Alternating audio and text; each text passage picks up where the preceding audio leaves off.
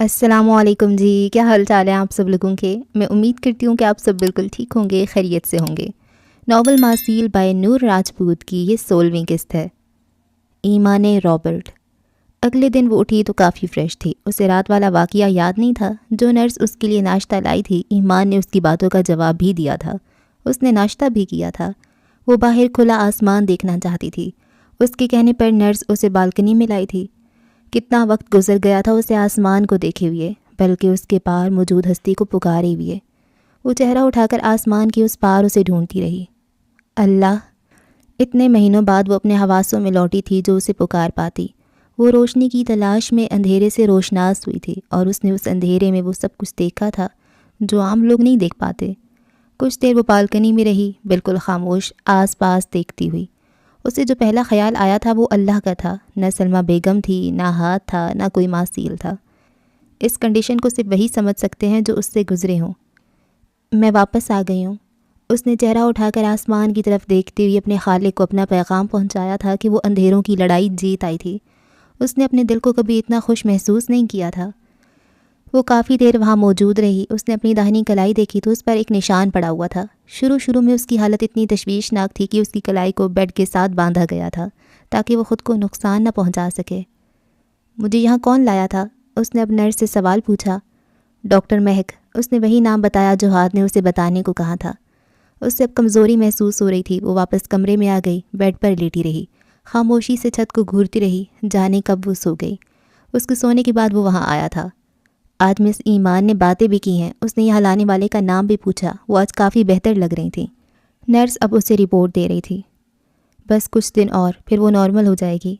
ہاتھ کے لیے جہاں یہ خوشی کی خبر تھی وہیں جدائی کا پروانہ بھی تھا۔ وہ گہرا سانس فضا میں خارج کرتا گلاس ونڈو سے ہٹ گیا۔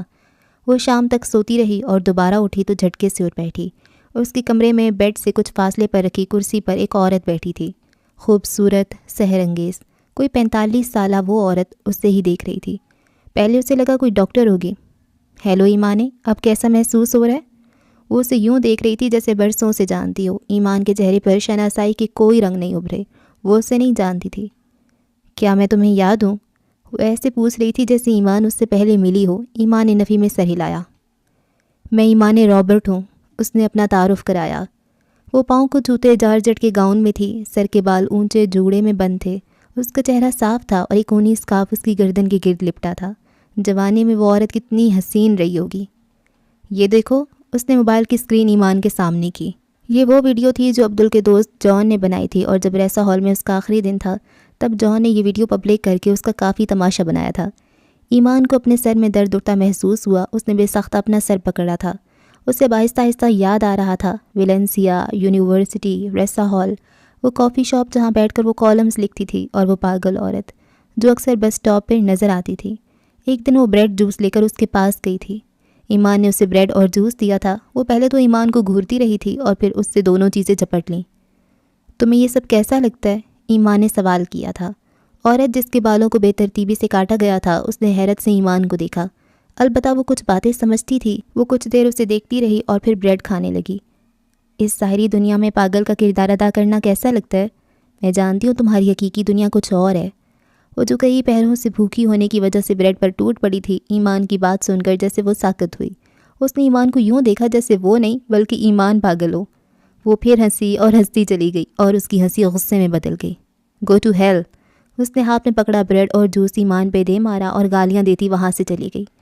ویڈیو ختم ہو چکی تھی۔ ایمان کے چہرے پر الجھن تھی۔ اتنے عرصے بعد کیوں؟ اس ویڈیو کا کیا مقصد؟ وہ اب سامنے بیٹھی خوبرو عورت کو سوالیہ نظروں سے دیکھنے لگی۔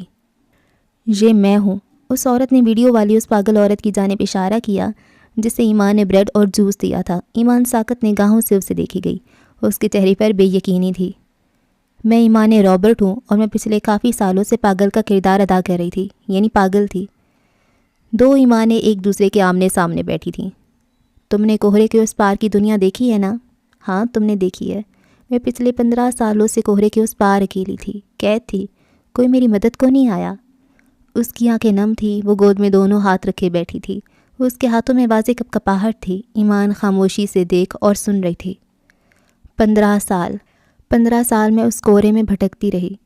وہ رونا نہیں چاہتی تھی، پر آنسو اس کی پلکوں کی باڑ توڑ کر باہر نکلنے کو تیار تھے۔ میرا جرم یہ تھا کہ میں نے بے وفائی کی تھی عبداللہ شہاب سے، ایک حسین اور ذہین شخص سے۔ وہ اب اپنے ہاتھوں کو دیکھ رہی تھی اور ایمان پر گویا ایک دھماکہ ہوا تھا۔ ہاں، یہ وہی ایمان رابرٹ تھی جو 24 سال پہلے عبداللہ شہاب سے ملی تھی آرٹ ایگزیبیشن میں اور پھر چلی گئی تھی۔ عبداللہ شہاب نے ایمان نام کی کتاب لکھی تھی، ایمان نے اور اپنی کہانی لکھی تھی، لیکن اس کہانی کو بھی اس سے چھین لیا گیا تھا۔ مجھے اس شخص سے محبت ہو گئی تھی، پر میں نہیں جانتی تھی وہ شادی شدہ تھا۔ جب مجھے پتہ چلا تو مجھے برا لگا۔ اس شخص کی سوچ باقیوں سے الگ تھی۔ میں نہیں چاہتی تھی وہ اپنی پہلی بیوی سے بے وفائی کرے۔ اگر وہ اس سے کر سکتا تھا تو پھر میری کیا حیثیت تھی؟ وہ رشتوں میں بندھنے کا قائل نہیں تھا۔ پھر میرے منگیتر نے میرے سامنے شرط رکھی کہ اگر میں چاہتی ہوں کہ عبداللہ شہاب وہ مقابلہ جیتے تو مجھے اسے بتانا ہوگا کہ ہم جلد شادی کر رہے ہیں۔ مجھے لگا تھا عبداللہ جیت جائے گا تو اس کا ایک نام ہوگا، اسے وہ سب کچھ ملے گا جو وہ چاہتا ہے، پر ایسا نہیں ہوا۔ میرے منگیتر نے مجھے دھوکہ دیا، عبداللہ کو ہرا دیا گیا۔ میں واپس آ گئی، میری شادی ہو گئی، لیکن میرا دل باغی ہو چکا تھا۔ ہر وقت کچوکے لگاتا کہ میں بے وفا ہوں۔ 5 سال میری شادی چلی، پھر ٹوٹ گئی۔ 4 سال میں اپنے دماغ سے لڑتی رہی۔ میں پاکستان واپس جانا چاہتی تھی، عبداللہ کے پاس۔ میں نے اپنے ریسورسز سے پتہ لگایا تو مجھے خبر ملی کہ عبداللہ شہاب دوسری شادی کر چکا تھا۔ مرد کی فطرت میں انتظار کم ہی ہے، اسے دوسری عورت مہیا ہو تو وہ آسانی سے بے وفا ہو جاتا ہے۔ آنسو پلکوں کی بار توڑتا اس کی گود میں گرا تھا۔ ایمان جیسے ہی ٹرانس سے باہر نکلی، ایمان رابرٹ کی باتوں نے سحر قائم کر دیا تھا۔ اس سے باہر بادل گرجنے کی آواز سنائی دی تھی اور پھر بارش کی۔ اسلام آباد کا موسم آج کل ایسا ہی تھا، کبھی بھی برسنے کو تیار۔ ایسی ہی بارش اس کے اندر بھی ہو رہی تھی۔ میں نے کب ذہنی توازن کھویا پتہ ہی نہیں چلا۔ میری اپنی بیٹی مجھ سے نفرت کرتی تھی اور پھر میں اس کوہرے میں کہیں گم ہو گئی جس کے پار گہرا اندھیرا تھا۔ کوئی نہیں آیا اور پھر تم آئی ایمان نے۔ اس نے چہرہ اٹھا کر اب ایمان کو دیکھا تھا۔ کسی نے کوہرے کے پار جھانکنے کی کوشش نہیں کی تھی، صرف تم نے کی۔ تم نے کھوج کی اس دنیا کی، پوشیدہ دنیا کی، جہاں سب کا کردار الگ ہوتا ہے۔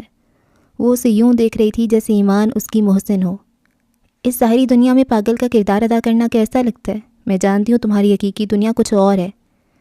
تمہارے ان لفظوں نے میرے گرد چھائے جمود میں درار ڈال دی تھی۔ اس رات میں ایک مال میں گھس گئی۔ میں نے خود کو آئینے میں دیکھا، میں نے دیکھا اور میں حیران رہ گئی۔ یہ میں نہیں تھی۔ پھر میں نے اس کوہرے سے نکلنے کی کوشش کی، میں کوششیں کرتی رہی۔ جب تھوڑا کامیاب ہوئی تو تمہیں بہت ڈھونڈا۔ میں اس کافی شاپ پر گئی جہاں تم اکثر بیٹھتی تھی، پھر تمہاری یونیورسٹی، مجھے تم کہیں نہیں ملی۔ میں شاید پھر سے کوہرے کے پیچھے گم جاتی جب ایک رات مجھے وہ ملا، ایک خاص شخص۔ وہ سیاہ ہڈی پہنے ہوئے تھا، فٹ پاتھ پر بیٹھا تھا۔ اس رات طوفانی بارش ہوئی تھی۔ میں ہر آتے جاتے شخص کو پکڑ لیتی اور پوچھتی کہ تمہاری پوشیدہ دنیا کون سی ہے۔ مجھے لگتا تھا شاید ایسے تم مجھے مل جاؤ، پر تم نہیں ملی، لیکن وہ مل گیا۔ میں اس کے پاس گئی اور اس سے یہی سوال پوچھا۔ اس نے چہرہ اٹھا کر مجھے دیکھا۔ اس کی گرے آنکھوں میں کچھ کھو دینے کا ملال تھا۔ میں اس کے پاس بیٹھ گئی۔ وہ نوجوان لڑکا باقیوں سے الگ لگا تھا مجھے۔ اس نے کہا، ہم تخلیق کی ندی میں بہتے پتے ہیں، یہ ندی ہمیں ہمارے صحیح ٹھکانے پر لے جائے گی، مجھے، تمہیں، ہم جیسوں کو، خاص لوگوں کو، سلفائٹس کو۔ اس رات میں رو پڑی تھی۔ میں روئی، بہت روئی، چیخ چیخ کر روئی۔ طوفانی رات میں جب پورا آسمان رو رہا تھا، میں روتی رہی۔ ایسے لگ رہا تھا پوری کائنات رو رہی ہو۔ اس گرے آنکھوں والے لڑکے نے مجھے چپ کروایا۔ میں نے اس کی گرے آنکھوں میں تکلیف دیکھی تھی۔ میں نے اس سے اس کے اکیلے ہونے کی وجہ پوچھی تو اس نے بتایا، میرا وجود میرے اپنوں کے لیے تکلیف کا باعث ہے۔ میں جس کو چھو لوں وہ مر جاتا ہے، پتھر ہو جاتا ہے۔ میں نے اپنے جان سے پیاروں کو ہمیشہ کھویا ہے۔ ایمان سانس روکے اسے سن رہی تھی۔ نہیں، ہم جہنم میں نہیں ہیں، بلکہ تخلیقی ندی میں بہہ رہے ہیں۔ یہ ندی تمہیں صحیح ٹھکانے پر لے جائے گی۔ ایمان کے ذہن میں جماکہ سا ہوا تھا۔ اسے وہ پرچی یاد آئی تھی، وہ جیکٹ بھی۔ اس کا دل تیزی سے دھڑکا تھا۔ وہ سب لوگ جنہوں نے درد کو چنا، جنہوں نے لب سی لیے، اف تک نہ کی۔ وہ سب لوگ جو بھٹکتے رہے کوہرے کے اس پار، بالکل اکیلے۔ وہ جنہوں نے اندھیرے کو بہت قریب سے دیکھا، وہ جو تنہا رہے اپنی سوچ میں، اپنی ذات میں۔ وہ جنہوں نے سب سہا، وہ جنہوں نے قریب سے دیکھا موت کو، روح کی موت کو۔ وہ سب لوگ جن کو عطا کیا گیا خاص ہونا۔ وہ سب لوگ تخلیق کی ندی میں بہہ رہے ہیں اور یہ ندی انہیں صحیح ٹھکانے پر لے جائے گی۔ ایمان، تم عام نہیں ہو۔ میں یہاں صرف تمہیں یہ بتانے آئی تھی کہ تم عام نہیں ہو۔ میں نے زندگی کے بہت سال ضائع کر دیے۔ میں تمہیں سمجھانے آئی ہوں، تم مت کرنا۔ تمہیں ابھی بڑے کام کرنے ہیں، ظاہری پوشیدہ دنیا کو جاننا ہے، تمہیں ایک خاص شخص کا ساتھ دینا ہے۔ ایمان رابرٹ نے اس کے ہاتھ تھام لیے تھے۔ عبداللہ شہاب میرا باپ ہے، کیا آپ جانتی ہیں؟ میں نہیں جانتی انہوں نے مجھ سے اتنی نفرت کیوں کی، وہ اسے آگاہ کر رہی تھی، جبکہ ایمان رابرٹ بہت پہلے جان گئی تھی کہ جس شخص نے اسے اندھیروں میں بھیجا تھا اس کی بیٹی نے ہی اسے باہر نکالا تھا۔ شاید اس وجہ سے ایمان رابرٹ نے اپنی گردن سے اسکارف اتارا۔ اس کی گردن پر دائیں جانب کندھے سے ذرا اوپر ایک سفید نشان تھا، ایک برتھ مارک، جس میں کسی قسم کی چمک نہیں تھی لیکن وہ واضح نظر آتا تھا۔ ایمان حیرت سے اسے تکنے لگی، اس کی گردن پر بھی ایسے ہی چھوٹے چھوٹے 2 نشان تھے۔ تو یہ وجہ تھی عبداللہ شہاب کی اپنی بیٹی سے نفرت کی کہ وہ ایمان رابرٹ جیسی تھی۔ عبداللہ شہاب، کیا تم کبھی بارش میں نہائی ہو؟ نہیں، مجھے بھیگنا نہیں پسند۔ چلو آج بھیگ کر دیکھتے ہیں۔ وہ اس کا ہاتھ تھام کر کمرے سے باہر لے آئی۔ ایمان باہر جانے سے، باہر کی دنیا دیکھنے سے گریزاں تھی۔ وہ ڈر رہی تھی، وہ ابھی بھی خوف زدہ تھی کہ جانے لوگ اسے دیکھ کر کیسی باتیں کریں گے۔ وہ ابھی تک اس خوف کے زیر اثر تھی۔ ایمان رابرٹ اس کا ہاتھ تھامے راہداری سے گزر رہی تھی۔ گلاس ونڈو سے جھانکتے چہرے انہیں جاتے دیکھ رہے تھے۔ ایمان کبھی دائیں دیکھتی تو کبھی بائیں۔ کتنے لوگ کوہرے کے پار گئے تھے، کوئی انہیں بچانے کیوں نہیں آیا تھا؟ وہ چلتی جا رہی تھی لیکن اس کا ذہن جانے کہاں بھٹک رہا تھا۔ کسی نے انہیں روکنے کی کوشش نہ کی کیونکہ یہ سب ہاتھ کی مرضی سے ہو رہا تھا۔ ہسپتال کی چوکھٹ سے قدم باہر نکالتے وقت اس کے قدم رک گئے۔ اس کے چہرے پر خوف واضح تھا۔ گرے آنکھوں والا لڑکا کہتا ہے کہ ہم جب تک اپنے ڈیمنز یعنی اپنے خوف سے نہیں لڑیں گے، جیت نہیں پائیں گے، ایمانے نے اسے دیکھتے کہا، اور وہ باہر نکل آئی۔ باہر بارش برس رہی تھی، لوگ آ جا رہے تھے، زیادہ رش نہیں تھا، پھر بھی اس نے کتنے مہینوں بعد یہ سب دیکھا تھا۔ سامنے ہی گاڑی کھڑی تھی، وہ اسے لے کر گاڑی تک آئی، دروازہ کھول کر اسے بٹھایا اور خود بھی بیٹھ گئی۔ ڈرائیونگ سیٹ پر کوئی پہلے ہی بیٹھا تھا۔ کیا ہم وہاں جا سکتے ہیں جہاں کوئی نہ ہو؟ ایمان رابرٹ نے ڈرائیونگ سیٹ پر بیٹھے شخص سے درخواست کی۔ گاڑی چل پڑی۔ گلاس ونڈو سے بہتا پانی وہ چمکتی آنکھوں سے سب دیکھ رہی تھی۔ کچھ دیر بعد گاڑی نسبتاً ایک سنسان جگہ پر تھی۔ چاروں جانے پہاڑ تھے، یہاں سے پہاڑی راستہ شروع ہو رہا تھا۔ رات کی اس پہر یہاں ٹریفک کم تھی۔ وہ دونوں باہر نکل آئیں جبکہ وہ وہیں بیٹھا رہا۔ گاڑی کی ہیڈ لائٹس آن تھیں۔ اس لمحے کو جیو ایمانے، یہ پھر نہیں آئے گا، وہ اس سے کہہ رہی تھی، اور ایمان شاید پہلی بار بارش میں بھیگی تھی۔ اس نے دونوں بازو پھیلا دیے۔ وہ اب بازو پھیلائے کھڑی تھی، پھر اس نے آسمان کی جانب منہ کیا۔ میں جیت گئی ہوں، میں نے کر دکھایا، وہ زور سے چلائی، پھر وہ آنکھیں بند کر کے آہستہ آہستہ گھومنے لگی۔ میں نے تخلیق کی ندی کو پا لیا، وہ خوشی سے چلا رہی تھی۔ وہاں اسے دیکھنے والا کوئی نہیں تھا سوائے ڈرائیونگ سیٹ پہ بیٹھا گرے آنکھوں والے ہاتھ کے، جو زندگی میں پہلی بار اتنا خوش ہوا تھا، البتہ اس کی چمکتی آنکھوں میں نمی تھی۔ کیا مجھے اسے ریکارڈ کرنا چاہیے؟ اسسٹنٹ اے آئی کی آواز گونجی تھی۔ نہیں، اس نے منع کر دیا۔ شاید آپ اسے یہ کل کو دکھانا چاہیں کہ جب اس نے اپنے اندھیروں میں روشنی ڈھونڈی تھی تو کیسے سیلیبریٹ کیا تھا۔ اس کی آواز ابھی بھی گونج رہی تھی جیسے صرف ہاتھ سن سکتا تھا۔ ہاں پھر کر لو، اس نے مسکرا کر اجازت دی۔ دو ایمانیں پوشیدہ دنیا کا راز جان جانے پر خوشی سے جھوم رہی تھیں۔ واپسی کا سفر۔ ایمان رابرٹ واپس جا چکی تھی۔ وہ ہسپتال میں اکیلی رہ گئی۔ اس کی میڈیکیشن چل رہی تھی، اسے ابھی بھی وقت پر دوا لینی ہوتی تھی۔ جب سے ایمان ہوش کی دنیا میں لوٹی تھی، ہاتھ ایک بار بھی اس کے سامنے نہیں آیا تھا۔ ڈاکٹر مہک 1-2 بار ایمان سے ملنے آئی تھی۔ اس کے مطابق ڈاکٹر مہک ہی اسے وہاں لائی تھی اور اس کا علاج بھی ڈاکٹر مہک نے ہی کروایا تھا۔ کبھی کبھی ایمان کھڑے کھڑے کہیں گم ہو جاتی تھی۔ وہ کوہرے کے پار سے نکل تو آئی تھی، پر ابھی تک اسے اپنے ارد گرد دھند محسوس ہوتی تھی۔ اسے ابھی دواؤں کی ضرورت تھی۔ ابھی بھی ڈاکٹر مہک اس سے ملنے آئی تھی۔ وہ دونوں بالکنی میں کھڑی تھیں۔ تم نے آگے کا کیا سوچا ہے؟ اسے یوں گم سم کھڑے دیکھ کر ڈاکٹر مہک نے پوچھا۔ اس کی آواز پر وہ چونکی اور پھر آہستہ سے بولی، نہیں جانتی، جہاں تخلیق کی ندی مجھے لے جائے۔ وہ بس اتنا ہی کہہ پائی۔ مزید کچھ دنوں تک تمہیں چھٹی مل جائے گی، گھر کب جاؤ گی؟ ڈاکٹر مہک نے گہرا سانس لیتے پوچھا۔ گھر کے نام پر ایمان نے اسے یوں دیکھا جیسے کہہ رہی ہو، کیا میرا کوئی گھر ہے؟ لیکن وہ کہہ نہ پائی، بس خاموشی سے کھڑی رہی۔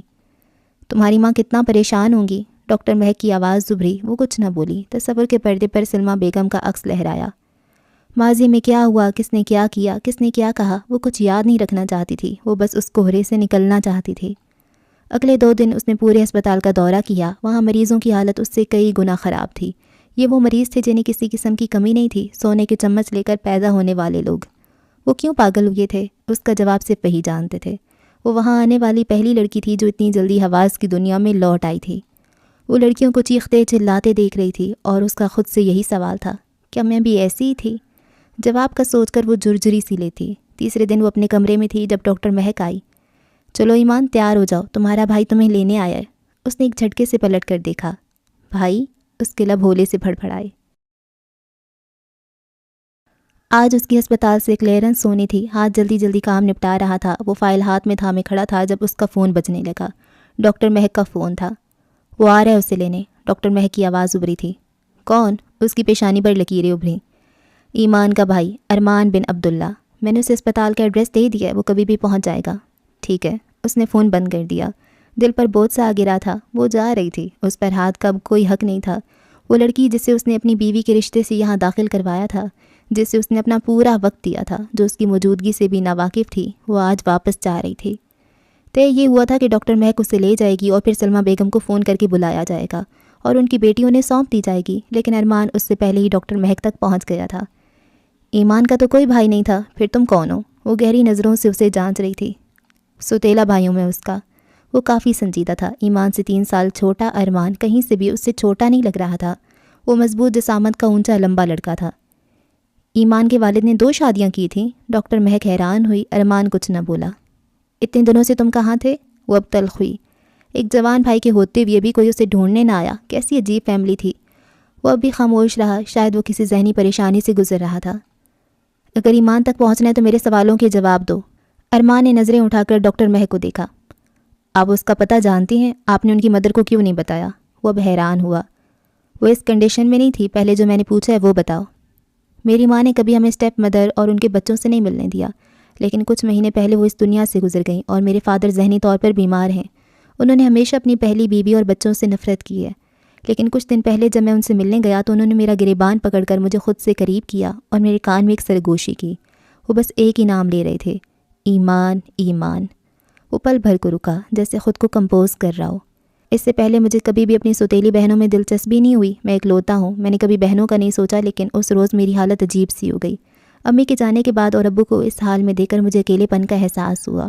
پھر جب میں اپنی سوتیلی ماں سے ملا تو مجھے ایمان کا پتہ چلا۔ انہوں نے مجھے اس اسپتال کا بتایا، وہ یہاں سے غائب ہوئی تھی۔ اب آپ مجھے بتائیں وہ کہاں ہے تاکہ میں اسے گھر لے جا سکوں۔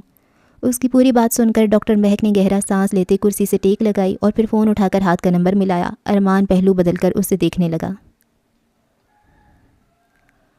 ہاتھ کو فون پر بتانے کے بعد وہ اسے لے کر ہسپتال آئی تھی۔ وہ اسے کاؤنٹر پر ویٹ کرنے کا کہہ کر اندر چلی گئی۔ آپ مسز ایمان کے کیا لگتے ہیں؟ سارا سٹاف ایمان کو جاننے لگا تھا۔ کاؤنٹر پر کھڑی لڑکی نے اس سے پوچھا تھا۔ بھائی ہوں، سوتیلا۔ لفظ سوتیلا اس نے آہستہ سے کہا تھا۔ تو آپ اسے کیوں لے جانے آئے ہیں؟ مجھے لگا تھا وہ اپنے ہسبینڈ کے ساتھ جائے گی۔ ہسبینڈ کے نام پہ ارمان کی تیوری چڑھی۔ سلمہ بیگم سے وہ مشارب کے بارے میں سب سن چکا تھا، کیسے وہ طلاق دے کر مکر گیا تھا۔ وہ اپنے ہسبینڈ کے ساتھ کیوں جائے گی؟ اس نے الٹا سوال کیا۔ مصنوعی غیرت جاگ گئی تھی۔ شاید اسے ایمان کی اتنی پرواہ ہو بھی نہ، لیکن ایک مرد ہونے کی حیثیت سے اسے یہ گوارا نہیں تھا کہ اس کے خاندان کی لڑکی کے ساتھ کوئی ایسی گھنونی حرکت کرے۔ کیوں انہوں نے ایمان کا اتنا خیال رکھا؟ اگر وہ نہ ہوتے تو ایمان کبھی نہ ٹھیک ہو پاتی۔ کیا وہ ایمان سے ملنے یہاں آتا رہا ہے؟ اس سوال پر لڑکی نے ارمان کو یوں دیکھا جیسے وہ ایمان کا بھائی نہیں، کوئی اجنبی ہو جسے کچھ علم نہ تھا۔ سچ تو یہ تھا وہ کچھ نہیں جانتا تھا، لیکن ارمان نہیں جانتا تھا یہاں ایمان صرف ایمان نہیں تھی، وہ مسز جبیل تھی، جبیل خاندان کی بہو، ہاتھ جبیل کی وائف۔ وہ تو ابھی بھی یہی ہے، وہ سامنے۔ لڑکی نے ہاتھ سے اشارہ کیا۔ راہداری کے پاس ہاتھ کھڑا تھا، وہ فون پر کسی سے بات کر رہا تھا اور اس کے ساتھ سعد کھڑا تھا۔ وہ ہاتھ میں پکڑی فائل کو غور سے دیکھ رہا تھا۔ ایمان کا بایو ڈیٹا چیک کر رہا تھا۔ ارمان غصے سے ہاتھ کی جانب لپکا۔ اس نے قریب جا کر جھٹکے سے اس کا رخ اپنی جانب موڑا۔ یہ اتنا اچانک ہوا تھا کہ سعد اسے دیکھ ہی نہ پایا۔ اگلے ہی لمحے ارمان نے زوردار مکہ بنا کر اسے مارا، پر اس کا ہاتھ ہوا میں ہی معلق ہو گیا۔ میں فون سن رہا ہوں۔ اس نے ارمان کے ہاتھ کو جھٹکا دیتے فون کی جانب اشارہ کیا اور پھر دوبارہ فون کی طرف متوجہ ہو گیا۔ سعد تیزی سے اس کی جانب لپکا اور اس نے ارمان کو پکڑ کر پیچھے کیا۔ کون ہو تم اور تمہاری ہمت کیسی ہوئی ہاتھ اٹھانے کی؟ سعد غصے سے پھنکارا، جبکہ ارمان اپنے سامنے کھڑے ہاتھ جبیل کو دیکھ کر حیران رہ گیا۔ اس سے کون واقف نہیں تھا؟ وہ خود اس کے سیشنز لیتا تھا۔ وہ مشارب حسن نہیں تھا تو پھر وہ کون تھا؟ ہاتھ فون پر ایسی مصروف تھا جیسے کچھ ہوا ہی نہ ہو۔ کچھ دیر بعد فون بند کرتا وہ ان کی جانب متوجہ ہوا۔ جی اب بولیں، ہاتھ کی بجائے زبان سے کام لیں۔ وہ پرسکون تھا، غصہ کہیں دور دور بھی نہ تھا۔ تو میری بہن کے شوہر تھے نا؟ اس کے پوچھنے کا انداز ایسا تھا کہ ہاتھ نے ابرو اچکا کر اسے دیکھا، جبکہ سعد کو وہ ریلیکس رہنے کا اشارہ کر چکا تھا۔ ایمان وہ میری بہن ہے۔ اوہ، وہ بس اتنا ہی کہہ پایا۔ ڈاکٹر مہک ابھی اسے لے آئیں گی، آپ اسے لے جا سکتے ہیں۔ ارمان حیران تھا، یہ سب کیا ہو رہا تھا، وہ نہیں جانتا تھا۔ اچانک ہاتھ کی نظر سامنے سے آتی ڈاکٹر مہک پر پڑی۔ ایمان ان کے ساتھ تھی۔ ہو سکے تو اپنی بہن سے کبھی میرا ذکر مت کرنا، اس نے ارمان کو تلقین کی۔ لیٹس گو سعد۔ اس نے ایک آخری نظر ایمان پہ ڈالی اور وہ دونوں تیز تیز قدم اٹھاتے خارجی دروازے کی جانب بڑھ گئے۔ ارمان حیرت سے انہیں جاتے دیکھ رہا تھا۔ وہ جس نے اپنی پوری زندگی مردوں سے دھوکہ کھاتے گزاری تھی، وہ ارمان کو اپنے سامنے دیکھ کر حیران ہوئی تھی۔ کہنے کو تو وہ اس کا سوتیلا بھائی تھا، لیکن بیٹا تو عبدالشہاب کا تھا۔ کسی فنکشن پر اگر ان کا آمنا سامنا ہو جاتا تو ایمان نے اس کی آنکھوں میں اپنے لیے ہمیشہ ہی اجنبیت دیکھی تھی، اور کبھی کبھی اسے محسوس ہوتا تھا جیسے وہ اس سے شدید نفرت کرتا ہو۔ شاید اس کی وجہ بھی عبداللہ شہاب تھے۔ مجھے دے دیں۔ ارمان نے آگے بڑھ کر نرس کے ہاتھ سے چھوٹا سا بیگ تھام لیا جس میں کچھ ضروری سامان تھا۔ ان کا خیال رکھیے گا، سٹریس اور پریشانی سے بہت دور، ڈاکٹر مہک نے تاکید کی۔ ارمان نے بس سر ہلا دیا۔ وہ ایمان سے نظریں نہیں ملا پا رہا تھا، جبکہ ایمان کی نظریں اسی پہ جمی تھیں۔ مرد کے مضبوط سہارے کو ترسنے والی ایمان جو خود کو مضبوط ظاہر کرتی تھی، جسے کسی مرد کی ضرورت نہیں تھی، وہ اپنے بھائی کو، چاہے وہ سوتیلا ہی صحیح، یوں اپنے آس پاس دیکھ کر ساکت رہ گئی تھی۔ اس کی آنکھوں میں نمی ابھرنے لگی تھی۔ چلے، اس نے پہلی بار ایمان سے نظریں ملائیں۔ وہ اس سے چھوٹا تھا، پر بھائی چھوٹا بھی ہو تو بڑا ہی لگتا ہے۔ ایسے ہی وہ اسے بڑے بھائیوں کی طرح ٹریٹ کر رہا تھا۔ چہرے پر حد درجہ سنجیدگی تھی۔ وہ اس کا بازو تھامتے اسے لے کر باہر کی جانب بڑھ گیا۔ ڈاکٹر مہک نے گہرا سانس فضا میں خارج کیا اور انہیں تب تک دیکھتی رہی جب تک وہ لوگ دروازے سے باہر نہیں نکل گئے۔ سلمہ بیگم اور حمیزہ اسے دیکھتے ہی پھوٹ پھوٹ کر رو دی تھیں۔ ارمان نے انہیں اپنے آنے کی اطلاع کر دی تھی۔ انہوں نے ایمان کے استقبال کے لیے بہت ساری تیاریاں کی تھیں۔ سلمہ بیگم نے یہ سوال نہیں کیا تھا کہ وہ اتنے مہینے کہاں رہی تھی، اور نہ ارمان نے بتایا تھا۔ اس کا بتانے کا ارادہ بھی نہیں تھا، لیکن ایمان کی جسمانی حالت سے وہ جان گئی تھیں کہ وہ جہاں بھی رہی تھی مشکل میں رہی تھی۔ ایمان ان سے مل کر خوش تو ہوئی تھی، لیکن وہ زیادہ وقت خاموشی رہی۔ یہ ایمان آپی کی دوائیاں ہیں، یہ صبح لینی ہے اور یہ رات میں، خیال رکھنا۔ ارمان حمیزہ کو اس کی دوائیوں کی روٹین بتا رہا تھا۔ سلمہ بیگم پہلے اس سے بھی زیادہ کمزور اور بیمار لگ رہی تھی۔ حمیزہ میں بھی پہلے جیسی شوخی شرارت نہیں رہی تھی۔ حالات نے ان سب کو وقت سے پہلے بڑا کر دیا تھا۔ کہاں سے ملی وہ آپ کو؟ حمیزہ نے دوائیوں کو گھورتے پوچھا۔ وہ کہیں کھوئی کھوئی سی تھی۔ جہاں بھی تھی محفوظ تھی، وہ ہولے سے مسکایا۔ وہ ہو بہو عبداللہ شہاب کی کاپی تھا، حسن اور ذہانت میں ان کا پیکر، پر کوئی نہیں جانتا تھا کہ ارمان کی فطرت عبداللہ شہاب جیسی تھی یا نہیں۔ دنیا گول ہے، اس نے سنا تھا، آج جان لیا۔ وہ جہاں سے چلی تھی وہیں واپس آ گئی تھی۔ سرخ ٹائلوں والے صحن کا وہ گھر جہاں سے اس نے لمبی اڑان بھری تھی، آج پھر سے وہ وہیں پر تھی، لیکن اس بار وہ مزید ٹوٹ پھوٹ گئی تھی۔ وہ واش روم میں آئینے کے سامنے کھڑی تھی۔ کچھ دیر پہلے اس نے شاور لیا تھا، پورا واش بیسن اس کے بالوں سے بھرا پڑا تھا۔ وہ سر کو ہاتھ لگا رہی تھی اور اس کے بال اتر کر ہاتھ میں آ رہے تھے۔ اسے سمجھ نہ آیا وہ روئے یہاں سے۔ اس نے غور سے اپنے چہرے کو دیکھا، جہاں ذرا سی بھی رونق نہیں تھی، بلکہ آنکھوں کے نیچے ہلکے اور گالوں پر چھائیاں پڑ چکی تھیں۔ اس کی آنکھیں جیسے اندر کو دھنس گئی تھیں، ہونٹ نیلے ہو چکے تھے۔ سٹریس اور ڈپریشن ایسی بیماریاں ہیں جو انسان کو ذہنی طور پر ہی نہیں بلکہ جسمانی طور پر بھی بری طرح کھا جاتی ہیں۔ اپنے آپ کو آئینے میں دیکھ کر اس کی آنکھیں لبالب آنسوؤں سے بھرنے لگیں۔ اس سے پہلے وہ پھر سے کسی ڈپریشن کا شکار ہوتی۔ اس نے گہرے سانس لے کر خود کو نارمل کرنے کی کوشش کی۔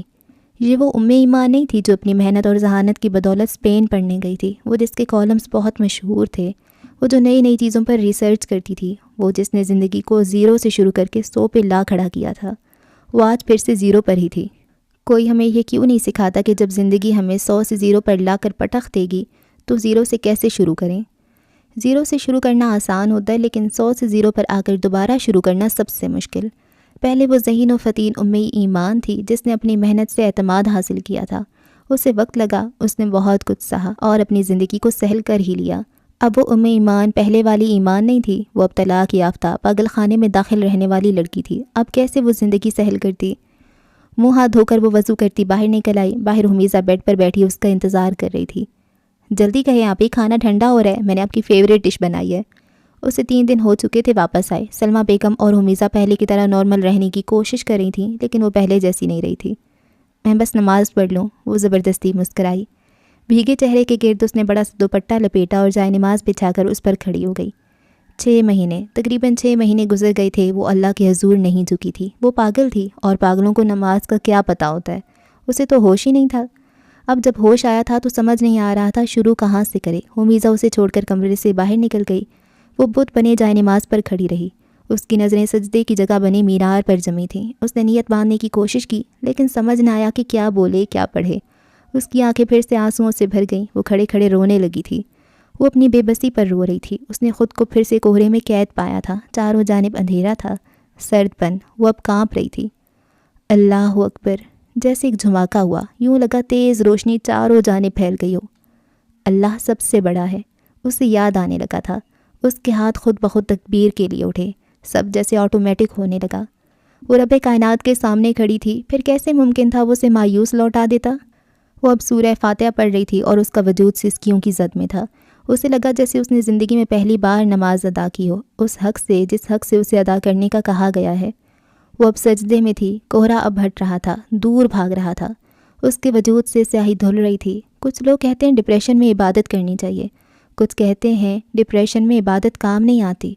दूसरी बात बिल्कुल ठीक है, ये तब काम आती है जब हम हीलिंग की तरफ बढ़ते हैं, जब हमारा दिमाग ये समझ लेता है कि अब उसे हील होना है। हीलिंग प्रोसेस एक ख़तरनाक प्रोसेस। हिस्सा दोम, किस्सा बुत शिकनों का, जहाँ बुतों को तोड़ा गया, ख़ुद को जोड़ा गया। Healing yourself is connected with healing others. 1 साल बाद दीवार पर बड़ी सी पेंटिंग लगी थी जिस पर वाज़ेह अल्फाज में यूको का ये जुमला लिखा था, जबकि जुमले के पस मंज़र में जो पेंटिंग थी वो वाज़ेह नहीं थी, कुछ अजीब सी शबीहात थी। दीवार के सामने पेंटिंग से थोड़ा नीचे एक बड़ा सा मेज़ रखा था और दीवार के साथ कुर्सी थी। मेज़ पे लैपटॉप खुला हुआ था और वो कुर्सी पर विराजमान थी। वो मेज़ पर झुकी एक नोटबुक में कुछ लिख रही थी। देखने से एक कमरा एक ऑफ़िस लग रहा था जिसकी बाईं जानिब बड़ा सा एक्वेरियम रखा था, जिसका साइज़ काफ़ी बड़ा था, तकरीबन 6 फीट चौड़ाई और 4 फीट ऊंचाई थी। उसमें न सिर्फ मछलियाँ थीं बल्कि बहुत सारे आबी पौधे भी थे। देखने में ये पूरा इकोसिस्टम लगता था। उसे बायोडाइवर्सिटी पसंद थी, इसीलिए ये एक्वेरियम उसके कमरे में था। जबकि बाईं जानिब दीवार की ग्लास विंडो थी जिसके पर्दे हटे हुए थे और हल्की हल्की बूंदें ग्लास विंडो पर बह रही थीं। हीलिंग प्रोसेस सबसे ख़तरनाक प्रोसेस है, उसने वाज़ेह गहरे लफ्ज़ों में लिखा। तभी दरवाजे पर दस्तक हुई और वो चौंक सी गई। ये पेशेंट आपसे मिलना चाहती हैं। नर्स के साथ एक लड़की खड़ी थी, 20-21 साल की लड़की जिसका वज़न काफ़ी ज़्यादा था। लड़की ने खाली खाली नज़रें मेज़ की दूसरी जानिब बैठी शख्सियत को देखा। वो उसे देखकर मुस्काई। आओ बैठो। उसकी आवाज़ सुनकर वो लड़की होले होले कदम उठाती उसकी जानिब बढ़ी। नर्स वहीं खड़ी थी, वो मरीज़ा को छोड़कर नहीं जा सकती थी। आप जाएं, उसने नर्स से कहा। लेकिन नर्स ने कुछ कहना चाहा। मैं संभाल लूँगी, उसके अंदाज़ में एतमाद था। नर्स तज़ब्ज़ुब का शिकार दरवाज़ा खोलकर बाहर निकल गई, जबकि लड़की उसके सामने कुर्सी पर बैठ गई। बारिश पसंद है? उसने ग्लास विंडो की जानिब देखते पूछा, जिसके शफाफ शीशे पर बारिश की बूंदें तिलिस्माती माहौल बना रही थीं। नहीं, लड़की सर झुकाए बैठी थी। उसकी हाथ गोद में रखे थे और वो दोनों हाथों को आपस में मसल रही थी। कोई बारिश को कैसे नापसंद कर सकता है? वो अपनी जगह से उठ खड़ी हुई, नोटबुक वैसे ही खुली रखी थी। वो विंडो की जानिब बढ़ी और फिर उसने करीब पहुंचकर हाथ बढ़ाकर विंडो को दाईं जानिब सिरका दिया। तेज़ हवा के झोंके के साथ हवा बारिश की बूंदें अंदर दाखिल हुईं। उसने आंखें बंद करके उसे महसूस किया, लड़की वैसे ही बैठी थी। रेन क्लीन्स आवर ऑरा, ये हमारी चमक बढ़ाती है, हमें साफ़ करती है, वो बारिश की बूंदों को महसूस करते कह रही थी। लेकिन ये खौफनाक होती है, अकेलेपन का एहसास दिलाती है। जब जब बारिश होती है मेरा दिल उदास हो जाता है। लड़की बोल रही थी और खामोशी से वो उसे सुनने लगी। कुछ देर वो वहीं खड़ी रही, फिर विंडो बंद करते एक्वेरियम के पास रखे एक शेल्फ की जानिब बढ़ी जिस पर कुछ किताबें तरतीब से रखी थीं। उसने लाइटर उठाकर एक खूबसूरत सी कैंडल जलाई जो कांच के जार में थी, जिसका रंग गहरा सब्जी मायल था। अचानक धुआं उठा और फिर पूरे कमरे में एक अजीब सी खुशबू फैल गई। ये आम खुशबू नहीं थी, ये वैसी खुशबू थी जैसे किसी जंगल से गुजरते वक्त महसूस होती है जब बारिश हो रही हो, नेचर की खुशबू। तुम्हारा नाम क्या है? उसने लड़की से सवाल किया। सिद्रा, लड़की ने खुशबू को अपने अंदर उतारते जवाब दिया। उसने ऐसी खुशबू पहले कभी नहीं सूंघी थी। सिद्रा क्या करती हो? वो अब किसी किताब का मुआयना करते पूछ रही थी। कुछ भी नहीं, लड़की को अपना आप रिलैक्स होता महसूस हुआ। कमाल करती हो फिर तो, क्योंकि मेरा कुछ करे बिना गुजारा नहीं होता। वो होले से मुस्काई। मैंने कल डॉक्टर अलवी की क्लिनिक पर आपका सेशन लिया था। लड़की अब खुद ब खुद बताने लगी थी। मैं पिछले 6 महीनों से डॉक्टर अलवी से सेशंस ले रही हूँ। डॉक्टर अलवी शहर का जाना माना साइकोलॉजिस्ट था, लेकिन मुझे जितना आपके एक सेशन से अच्छा महसूस हुआ उतना कभी नहीं हुआ। वो 20-21 साल की लड़की नफ्सियाती थी जिसे उसके घर वाले साइकोलॉजिस्ट के पास भेज रहे थे। आपने एक बात कही थी कि हीलिंग प्रोसेस सबसे ख़तरनाक है, ऐसा क्यों है? पहले मुझे ये बताओ, तुम साइकोलॉजिस्ट के पास क्यों जा रही हो? सब कहते हैं मैं नफ्सियाती हूँ, डिप्रेशन और स्ट्रेस की मरीज़ा। मैंने सुसाइड की कोशिश भी की थी। वो शर्मिंदगी से सर झुकाए बैठी थी। उसे सुनकर अफसोस हुआ। और तुमने ऐसा क्यों किया सिद्रा? वो अब किताब उठाए वापस अपनी कुर्सी की जानिब बढ़ी। लड़की कुछ न बोली। कमरे में गहरी खामोशी छा गई। اور اس خاموشی میں گلاس ونڈو پر پڑتی بارش کی بوندوں کی آواز واضح سنائی دے رہی تھی۔ خاموشی کا لمبا وقفہ آیا اور پھر لڑکی کی سسکیوں کی آواز سنائی دی۔ وہ اپنی جگہ بیٹھی ہچکیوں سے رو رہی تھی۔ اس نے اسے روکا نہیں، چپ نہیں کروایا، رونے دیا۔ جب وہ رو چکی تو پھر بولی، میں گھر میں سب سے چھوٹی ہوں، گھر کا ماحول شروع سے عجیب تھا، میرے سارے بہن بھائی بہت ذہین ہیں، سب بڑی بڑی پوسٹوں پر کام کر رہے ہیں، میں بچپن سے عجیب ہوں، مجھے چوٹ لگتی تھی تو میں کبھی نہیں روئی، ماما کے پاس میرے لیے ٹائم نہیں ہوتا تھا، پاپا مجھ سے پیار کرتے تھے لیکن وہ بیزی ہوتے تھے، ماما پاپا کی آپس میں کم بنتی تھی، ایک بار میں اسکول میں کھیلتے کھیلتے گر گئی اور میری کلائی کی ہڈی ٹوٹ گئی، لیکن میں روئی نہیں، میں گھر آ کر چھپ گئی کہ ماما پاپا کو پتہ چلے گا تو لڑائی ہوگی، مجھے بہت درد ہوا، ساری رات میں چھپی رہی اور پھر بے ہوش ہو گئی، اس کے بعد کچھ نارمل نہیں رہا، میں اپنی ماما سے مزید دور ہو گئی، میں اکیلی ہو گئی، پڑھائی پر دھیان نہیں دیا جاتا تھا، فیل ہونے لگی، سارے بہن بھائی میں سب سے نالائق نکلی، جب مجھے بھوک لگتی میں بہت کھاتی، آہستہ آہستہ مجھے سٹریس ہونے لگا، ہارمونز کا ایشو ہو گیا اور پھر میرا ویٹ بڑھ گیا، ماما کو میرے اس جسم سے نفرت ہے، انہیں اپنی باقی پرفیکٹ بیٹیاں پسند ہیں، میں نہیں۔ وہ سانس لینے کو رکی۔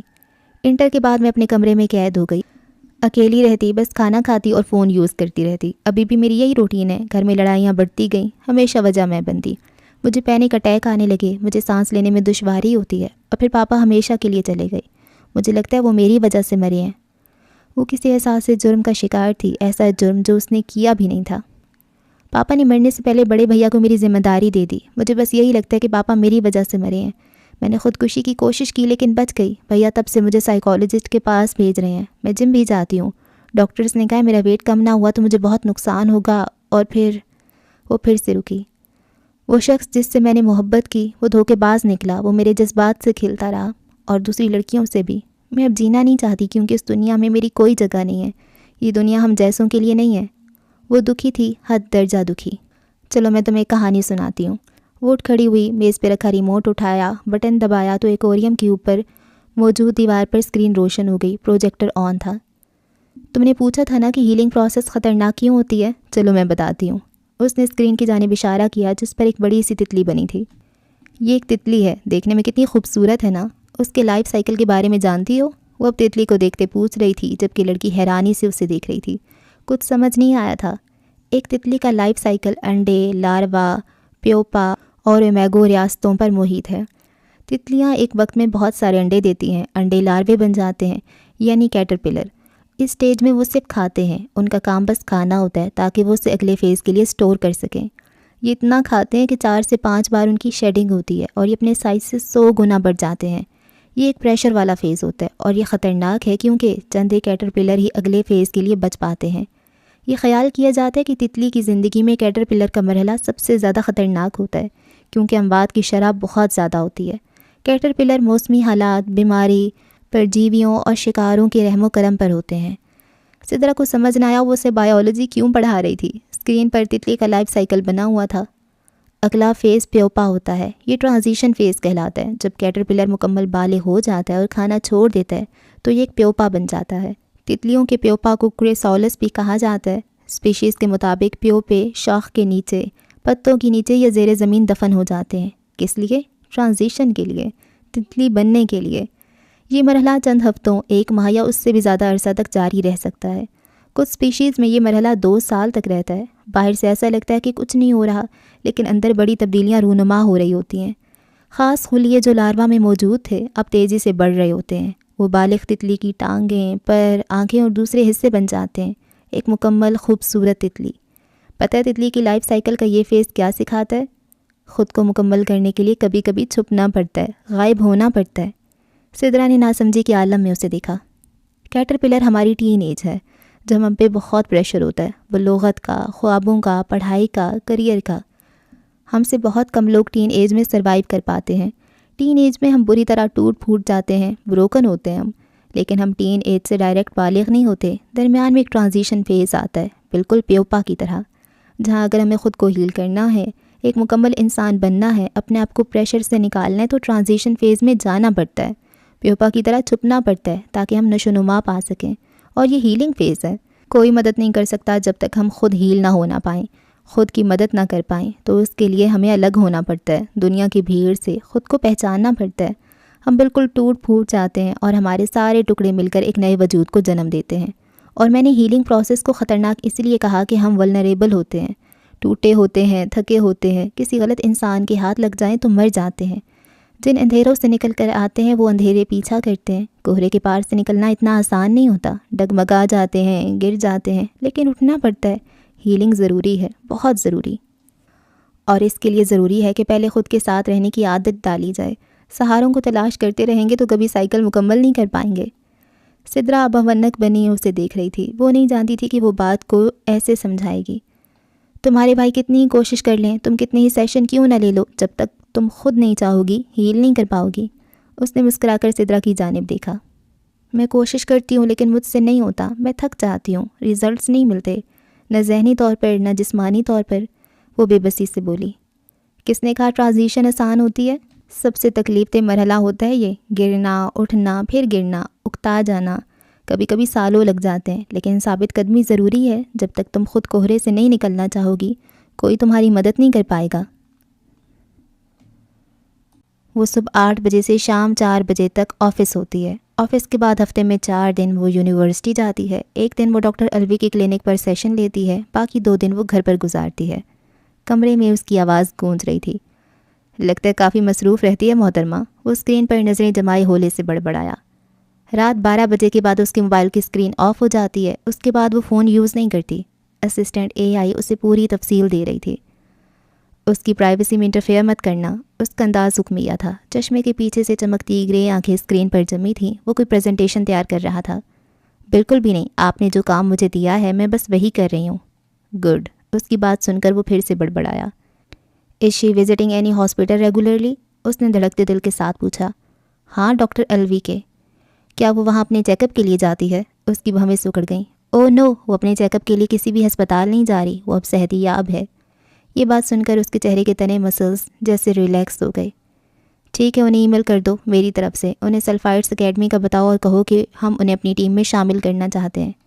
آخر وہ وقت آ ہی گیا تھا۔ 1 سال 12 مہینے 365 دن 8,760 گھنٹے اور 5,25,600 منٹ اس نے انتظار کیا تھا، اور پورا 1 سال وہ کبھی جان بوجھ کر یا انجانے میں اس کے سامنے نہیں گیا تھا۔ ہاں، اسکرین پر نظر آ گیا ہو تو وہ نہیں جانتا تھا۔ 1 سال اس نے جبیل خاندان کو اس سے بہت دور رکھا تھا تاکہ وہ ٹھیک ہو سکے۔ اب وہ ٹھیک ہو چکی تھی، وہ اس کی توقعات سے بڑھ کر مضبوط بن چکی تھی، اور یہی صحیح وقت تھا کہ اسے صحیح جگہ پر لایا جاتا۔ 1 سال بعد اس نے خود رابطہ کیا تھا، سلفائڈس اکیڈمی کے آنر ہونے کے ناطے سے، نہ کہ ہاتھ جمیل کے ناطے سے۔ اس نے پریزنٹیشن پر آخری نظر ڈالی اور اسکرین بند کر کے کرسی سے پشت ٹکا دی۔ مسٹر جبیل، آواز پھر سے گونجی۔ یہ نئے فریم والا چشمہ آپ پر کافی سوٹ کر رہا ہے۔ وہ جو آنکھیں موندے لیٹا تھا زیر لب مسکرا دیا۔ کھلی کھڑکی سے ٹھنڈی ہوا اندر آ رہی تھی اور وہ اکیلا آنکھیں بند کیے مسکرا رہا تھا۔ وہ پیک اپ کر رہی تھی جب دروازے پر دستک ہوئی اور پھر اگلے ہی لمحے دروازہ جھٹکے سے کھل گیا۔ آپ ہی میں آ گئی۔ حمیزہ پرجوش سی کمرے میں داخل ہوئی، کندھے پر بیگ لٹکائے وہ سامنے ہی کھڑی تھی۔ سفید یونیفارم پہنے، اونچی پونی ٹیل کیے وہ مسکراتے چہرے سمیت وہاں موجود تھی۔ آفت، زیر لب ایمان بڑبڑائی۔ آج آپ نے یونیورسٹی نہیں جانا تو میں نے سوچا اکٹھے گھر چلتے ہیں۔ وہ اپنی شال کو سنبھالنے کی کوشش کر رہی تھی۔ ہاں، بس 5 منٹ ویٹ کرو پھر چلتے ہیں، ایمان نے کہا تو حمیزہ گھوم پھیر کر اس کا آفس دیکھنے لگی۔ وہ وہاں اکثر آتی رہتی تھی، اس کا کالج پاس ہی تھا، اور جب اس کا دل کرتا تھا وہ ایمان کے پاس آ جاتی تھی۔ میں جب بھی اس کمرے کو دیکھتی ہوں ہر بار کچھ نیا محسوس کرتی ہوں۔ وہ ایکوریم پر جھکی ہوئی تھی۔ ہر بار یہ کمرہ ایک نئی کہانی سناتا ہے۔ وہ آرٹسٹ تھی، میزون کے نام سے پینٹنگ کرتی تھی۔ اس کے اسکیچز کافی مشہور تھے۔ تو اب کیا سنائی دے رہا ہے تمہیں؟ ایمان نے ایک سرسری سی نظر اس پر ڈالتے پوچھا، جو گہری نظروں سے پانی میں تیرتی مچھلیوں کو دیکھ رہی تھی۔ اس نے ایکوریم کو ہاتھ سے چھوا، پھر وہ سیدھی ہوئی اور اس نے گلاس ونڈو سے باہر جھانک کر دیکھا۔ دن میں بارش ہوئی تھی اور باہر شام کے سائے گہرے ہو رہے تھے۔ ونڈو پر بارش کے چند قطرے ابھی بھی نظر آ رہے تھے۔ اس نے ونڈو کے گلاس کو ہاتھ سے چھوا، وہ جانے کیا محسوس کر رہی تھی۔ پھر وہ شیلف کی جانب بڑھی، وہاں رکھی کینڈل کو غور سے دیکھا۔ کچھ محسوس ہو رہا ہے؟ وہ ایک ایک چیز کو غور سے دیکھ رہی تھی۔ کیا؟ ایمان نے لیپ ٹاپ شٹ ڈاؤن کرتے پوچھا۔ درد، دکھ، گہرا دکھ، جیسے کوئی رو کر گیا ہو۔ اور لیپ ٹاپ کو بند کرتے اس کے ہاتھ جیسے ساکت ہو گئے۔ اس نے جھٹکے سے حمیزہ کو دیکھا۔ وہ ٹین ایج لڑکی تھی، لیکن وہ بہت حساس تھی۔ اس نے جو کچھ سہا تھا اس چھوٹی سی عمر میں، ایمان اس سے واقف تھی۔ وہ ہمیشہ اسے کہتی تھی، میزو اپنی عمر میں رہو، اسے جیو، اس سے بڑی مت بنو۔ اور حمیزہ اس کی بات پر عمل کرنے کی پوری کوشش کرتی تھی، لیکن وہ چاہ کر بھی اپنے احساسات سے پیچھا نہیں چھڑا پاتی تھی، اور ابھی بھی اس نے ایمان کو حیران کر دیا تھا۔ وہ تو کچھ بول ہی نہ پائی۔ میرا خیال ہے مجھے آپ کے اس آفس کو پینٹ کرنا چاہیے۔ اب وہ اس کے سامنے کھڑی تھی۔ اور کتنی بار پینٹ کرو گی؟ اس نے اپنا بیگ اٹھاتے پوچھا۔ جب جب نئی کہانی ملی، کچھ نیا محسوس ہوا تب وہ اب مسکرا رہی تھی۔ وہ اب بالکل نارمل تھی۔ مس ایمان، کیا آپ میزون دا آرٹسٹ کو اپنا آفس پینٹ کرنے دیں گی؟ اس نے بڑے احترام سے اجازت چاہی۔ ہرگز نہیں، وہ انکار کرتی دروازے کی جانب بڑھی۔ حمیزہ تو اس کے انکار پر حیران ہی رہ گئی۔ آپی، وہ اس کے پیچھے لپکی۔ نو نیور۔ وہ دونوں اب لمبی راہداری میں چل رہی تھیں۔ دونوں جانب آفسز بنے تھے۔ حمیزہ کو ہسپتال کا سارا سٹاف جاننے لگا تھا۔ وہ چلبلی سی لڑکی اکثر وہاں آتی تھی۔ ایمان جب تنگ آ کر اسے اپنے آفس سے نکال دیتی تو وہ باہر گھومنے لگتی۔ کسی نرس کو کوئی مفت مشورہ دیتی تو کسی صفائی والے کو ایک خاص پوز بنا کر جھاڑو لگانے کا کہتی۔ دیکھیں، میں بہت اچھے طریقے سے اجازت مانگ رہی ہوں، وہ احتجاج کر رہی تھی۔ اچھے طریقے سے میں تمہیں منع کر چکی ہوں۔ آرٹ انسان کے ساتھ کیا کرتا ہے؟ چند سالوں پہلے کہا گیا ماسیل کا جملہ اس کی سماعت سے بار بار ٹکرا رہا تھا۔ وہ نہیں چاہتی تھی حمیزہ پوری طرح آرٹ میں کھو جائے۔ وہ جانتی تھی حمیزہ آرٹ سے دور نہیں رہ سکتی تھی، بالکل ویسی ہی جیسے وہ لکھنے سے باز نہیں آ سکتی تھی۔ لیکن وہ یہ بات جانتی تھی، حمیزہ کو سمجھانا چاہتی تھی کہ آرٹ کو زندگی کا ایک حصہ ہونا چاہیے، پوری زندگی نہیں۔ افلاطون کا کہنا تھا کہ آرٹ ہمارے جذبات سے کھیلتا ہے، نہ کہ عقل سے، اور افلاطون کی نظر میں عقل انسانی روح میں سب سے اونچا درجہ رکھتی ہے اور اسے ہمیشہ انسان کو کنٹرول کرنا چاہیے۔ ان کے خیال میں آرٹ ایک مسئلہ تھا کیونکہ یہ ہمارے جذباتی حصے کو نمو دیتا تھا۔ ان کو دوسرا مسئلہ یہ تھا کہ ان کی نظر میں آرٹ تصور کو اصل کر کے دکھانے کی کوشش کرتا تھا، اور ایسا کرنا سچ کی تلاش میں رکاوٹ تھا۔ افلاطون اس بارے میں اس قدر شدید جذبات رکھتے تھے کہ وہ بڑے پیمانے پر سینسرشپ اور پابندیوں کے حق میں تھے۔ وہ خاموش ہو گیا۔ اب اس کی آنکھوں میں عجیب سی چمک تھی۔ پتہ ہے افلاطون کے آرٹ پر یہ پابندیاں کیا ظاہر کرتی ہیں؟ وقت کی کتاب نے اپنے پنے تیزی سے پلٹے۔ ایمان نے راہداری سے گزرتے اپنے آپ کو ماسیل انسٹیٹیوٹ میں پایا تھا۔ آرٹ طاقتور ہے۔ ماسیل کی سرگوشی اسے اپنے بہت قریب سے سنائی دی، یوں جیسے وہ اس کے قریب کھڑا ہو۔ آپی، حمیزہ کے احتجاجاً چلانے پر وہ جیسے ہوش میں آئی۔ ہاں، وہ ٹھٹک کر رکی، نظریں دوڑائیں تو خود کو ہسپتال میں پایا۔ اس کی امیجنیشن پاور بہت سٹرونگ تھی۔ وہ جیسے پل بھر میں کہیں اور پہنچ جاتی تھی۔ اسے ماضی یاد تھا، بھولا نہیں تھا، البتہ اسے ماضی افیکٹ نہیں کرتا تھا۔ کہاں گم ہو جاتی ہیں آپ؟ وہ اس کے پیچھے کھڑی تھی۔ میں بس کچھ سوچ رہی تھی۔ وہ خود پہ قابو پاتے ہولے سے مسکرائی۔ حمیزہ فاصلہ ختم کرتے اس کے قریب آئی۔ ایک شرط پر میں آپ کی بات مان سکتی ہوں۔ میں آپ کے آفس کو پینٹ نہیں کروں گی، پر اس کے بدلے میں آپ کو کچھ بتانا ہوگا مجھے۔ وہ دونوں اب پھر سے چلنے لگی تھیں۔ انکل، میں نے آپ سے کہا تھا ڈانس کرتے ہوئے صفائی کیا کریں۔ اس کی نظر ایک ورکر پر پڑی تھی۔ حمیزہ کی بات سن کر وہ 60 سالہ کمزور سا آدمی جھینک گیا۔ ارے آپ شرما رہے ہیں؟ میں سچ کہہ رہی ہوں۔ محسوس کریں کہ آپ کسی پہاڑ پر ہیں اور راستے سے پتھر ہٹا رہے ہیں۔ دیکھیں آپ کا کام کتنا آسان ہو جائے گا۔ اس کی آواز پوری راہداری میں گونج رہی تھی۔ میزو، ایمان نے گہرا سانس لیتے اسے پکارا۔ چلے چلے، بس ہو گیا۔ وہ شرارت سے مسکراتی پھر سے چلنے لگی۔ آپ کا ایک عروس کے بارے میں کیا خیال ہے؟ اچانک ہی اس نے پوچھا۔ لکھنے میں ایک عروس ہے اور بولنے میں ایکریس، جو کسی حد کو نہیں مانتا تھا۔ وہ دونوں اسپتال سے باہر نکل چکی تھیں۔ باہر ڈرائیور کھڑا تھا۔ وہ جانتا تھا وہ اپنی حدود سے نکلا تو کیا نتیجہ ہوگا، لیکن سورج کی تیز چمک نے اسے اونچی اڑان پر مجبور کیا۔ وہ جانتا تھا واپسی کا سفر کیسا ہوگا، وہ سب جانتا تھا۔ وہ اڑا اور پھر گر گیا، اور گرتے ہوئے وہ ہنس رہا تھا۔ تم لوگوں نے اس نئے اسٹوڈنٹ کو دیکھا؟ کیا نام ہے اس کا؟ ہاں، عبدل، وہ لمبے بالوں والا۔ سنے کل اس نے اپنی کلاس کے لڑکے کا دانت توڑ دیا تھا۔ بڑا ایٹیٹیوڈ ہے اس میں۔ وہ ہائی اسکول میں نیا داخل ہوا تھا۔ وہ ہائی اسکول کے پہلے سال میں تھا۔ پہلے ہی ہفتے میں وہ اپنی غصیلی طبیعت اور مار دھاڑ کی وجہ سے مشہور ہو گیا تھا۔ فائنل ایئر کے اسٹوڈنٹ اس کے بارے میں گفتگو کر رہے تھے۔ وہ سب کلاس روم میں بیٹھے تھے، جبکہ ان کی نظریں ونڈو سے نظر آتے گراؤنڈ پر جمی تھیں، جہاں عبدل اپنی کلاس کے ساتھ فٹ بال کی پریکٹس کر رہا تھا۔ ان سے کچھ فاصلے پر بیٹھا لڑکا عبدل کے ذکر پر چونک گیا۔ ایسی بات ہے کیا؟ ایک اچھے خاصے نوجوان لڑکے نے سیدھا ہوتے کہا۔ اس کی نظریں عبدل پر تھیں۔ وہ کافی پھرتیلا تھا۔ کھیلتے وقت اس کا چہرہ پسینے سے شرابور تھا، اور دھوپ کی تمازت میں اس کی رنگت سرخ پڑ چکی تھی۔ سنے اسے پچھلے اسکول سے نکال دیا گیا تھا، اور اس نے یہاں آتے ہی اپنی دھاک بٹھا دی۔ چلو چل کر دیکھ لیتے ہیں بچے کو۔ یہ غالباً ان کا لیڈر تھا، جو خباثت سے آنکھ دباتا انہیں اشارہ کرتا کلاس روم سے باہر نکل گیا۔ کچھ فاصلے پر بیٹھے لڑکے نے افسوس سے سر ہلایا، کیونکہ وہ نہیں جانتے تھے کہ وہ کس آفت کو بلانے جا رہے تھے۔ جیسی بریک ہوئی، عبدل بھاگتا ہوا ویٹنگ ایریا کی جانب بڑھا۔ Good shot Abdul. اس کا کوچ اس سے خوش تھا۔ اس نے سیٹی بجا کر عبدل کو داد دی۔ وہ بھاگتا ہوا جیسی ویٹنگ ایریا تک پہنچا تو اسے بیگ دکھائی نہیں دیا۔ اسے ڈھونڈ رہے ہو؟ فائنل ایئر کے کچھ اسٹوڈنٹس اس کا بیگ تھامے کھڑے تھے۔ اس کی تیوری چڑھی۔ سنیں بڑا گرم خون ہے تمہارا، ذرا ہم بھی تو دیکھیں۔ ان کے لیڈر نے کہتے ہوئے بیگ کی زپ کھول کر الٹا کر دیا۔ اس کا سامان نکل کر نیچے فرش پر گر گیا۔ عبدل نے جبڑے بھینچ کر انہیں دیکھا۔ کہیں نہ کہیں کسی نہ کسی اسکول میں اسے ایسے لڑکے ضرور مل جاتے تھے جو اپنی ٹیوننگ کروائے بنا باز نہیں آتے تھے۔ میرا بیگ واپس کرو۔ اس نے لہجے کو حد درجہ نارمل رکھنے کی کوشش کی۔ ارے دیکھو تو ماماز بوائے لنچ لایا ہے۔ ایک نے اس کا لنچ باکس اٹھایا۔ اسے مت کھولنا، اسے واپس رکھ دو۔ وہ ان سے عمر، قد اور کلاس تینوں میں چھوٹا تھا، لیکن اس کا انداز بالکل بھی ڈرا سہما نہیں تھا۔ یہ تو ہم کھائیں گے اور تمہارے سامنے کھائیں گے، پھر تم سے بات کریں گے۔ وہ اب اس کے لنچ باکس کو ہوا میں اچھال رہے تھے۔ میں آخری بار کہہ رہا ہوں، میرا باکس مجھے واپس کر دو، اس نے جیسے وارننگ دی۔ نہیں تو کیا کر لو گے؟ ان میں سے ایک لڑکا اس کی جانب بڑھا، باقی اس کے باکس سے کھیل رہے تھے۔ سنا تم نے اپنی کلاس فیلو کا دانت توڑ دیا؟ لڑکے نے قریب آ کر اسے دھکا دیا، جبکہ عبدل کی نظریں ابھی بھی باکس پر جمی تھیں۔ ارے دیکھے تو ماما نے کیا بنا کر دیا ہے۔ باکس اب لیڈر کے ہاتھ میں تھا۔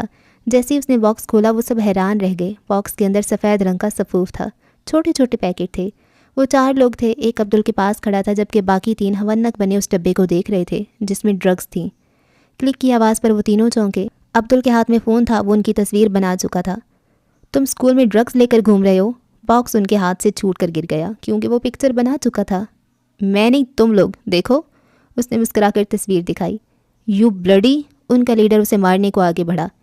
یہ غلطی مت کرنا ورنہ یہ تصویر پرنسپل کے آفس پہنچ جائے گی۔ اس کا انداز سراسر آگ لگانے والا تھا۔ اس کی بات سن کر چوتھا لڑکا جو اس کے پاس کھڑا تھا، اس نے آگے بڑھ کر عبدل کو مارنا چاہا، لیکن اپنے لیڈر کے اشارہ کرنے پر وہ رک گیا۔ آئندہ تم لوگ میرے راستے میں آئے تو اچھا نہیں ہوگا۔ وہ اب جھک کر اپنا سامان بیگ میں ڈال رہا تھا۔ میرے پاس اس تصویر کے علاوہ اور بھی بہت کچھ ہے، اس نے پر اصرار لہجے میں کہا۔ تمہیں تو ہم دیکھ لیں گے، وہ اسے وارن کرتے تیزی سے وہاں سے نکلے۔ ایک اپر کلاس اسکول تھا جس کی سیکیورٹی بہت ہائی تھی، اس کے رولز کافی سخت تھے۔ ایڈیٹس۔ وہ باکس کو اپنے بیگ میں ڈال رہا تھا، یقیناً کسی سے بیٹ لگا کر وہ یہ ڈرگز لیے گھوم رہا تھا۔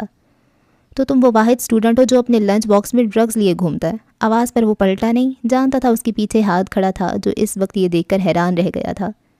تمہیں کوئی مسئلہ؟ وہ ایک جھٹکے سے اٹھا اور اس کی جانب مڑا۔ وہ دونوں جڑواں تھے، لیکن ہاتھ اس سے 3 سال سینئر تھا۔ میں تمہاری کمپلین کروں گا، یہ غلط ہے، ہاتھ نے اسے دھمکانا چاہا۔ ہاں، اور جیسے میں ڈر جاؤں گا، عبدل نے کہکا لگایا۔ برو، اپنے کام سے کام رکھو۔ اسے کندھا مارتا آگے بڑھ گیا اور ہاتھ اسے جاتے دیکھ رہا تھا۔ ہاں، وہ واحد لڑکا تھا جو لنچ باکس میں ڈرگز لے کر گھوم رہا تھا۔ بیتا 1 سال اتنا آسان نہیں تھا، بلکہ مشکل ترین تھا۔ وہ ہیلنگ پروسیس میں تھی، اکیلی، بالکل اکیلی۔ اس نے 1 مہینہ خود کو گھر میں قید رکھا، لیکن آخر کب تک؟ پھر اس نے جاب کی تلاش کی، گھر میں بیٹھ کر کب تک کھا سکتے تھے وہ لوگ؟ وہ ذہنی اور جسمانی طور پر تباہ ہوئی تھی۔ جاب اتنی جلدی ملنے والی نہیں تھی، لیکن اس نے کوشش کی، پھر اسے ایک جاب مل گئی۔ بہت ساری کمپنیوں نے اسے صرف اس لیے ریجیکٹ کیا کیونکہ اس کے چہرے پر گلو نہیں تھا۔ یہ وہ کمپنیاں تھیں جہاں لڑکیوں کو ان کا حسن دیکھ کر رکھا جاتا تھا۔ جہاں اسے جاب ملی تھی وہاں کام زیادہ تھا۔ یہ اس کے لیے اچھا تھا کیونکہ وہ دن بھر کام میں مصروف رہتی تھی۔ 2 مہینے جاب کرتے گزرے تو اس نے خود پر بھی توجہ دی۔ اس کی صحت بری طرح متاثر ہوئی تھی، وہ کچھ کھا نہیں پاتی تھی، اس کے اندر کچھ نہیں جاتا تھا۔ لیکن اس نے ایک اور جنگ لڑی۔ میزا آج بھی عجیب و غریب سکیچز بناتی تھی۔ ایمان کی حالت نے صرف ایمان کو ہی نہیں، اسے بھی بری طرح متاثر کیا تھا۔ اس نے ٹین ایج میں بہت کچھ جھیلا تھا۔ جب سے اسے یہ پتہ چلا تھا کہ ایمان پاگل خانے میں تھی، تب سے وہ مزید ڈسٹرب ہو گئی تھی۔ اس کے اندر کے ڈیمنز اس پر حاوی ہو گئے تھے۔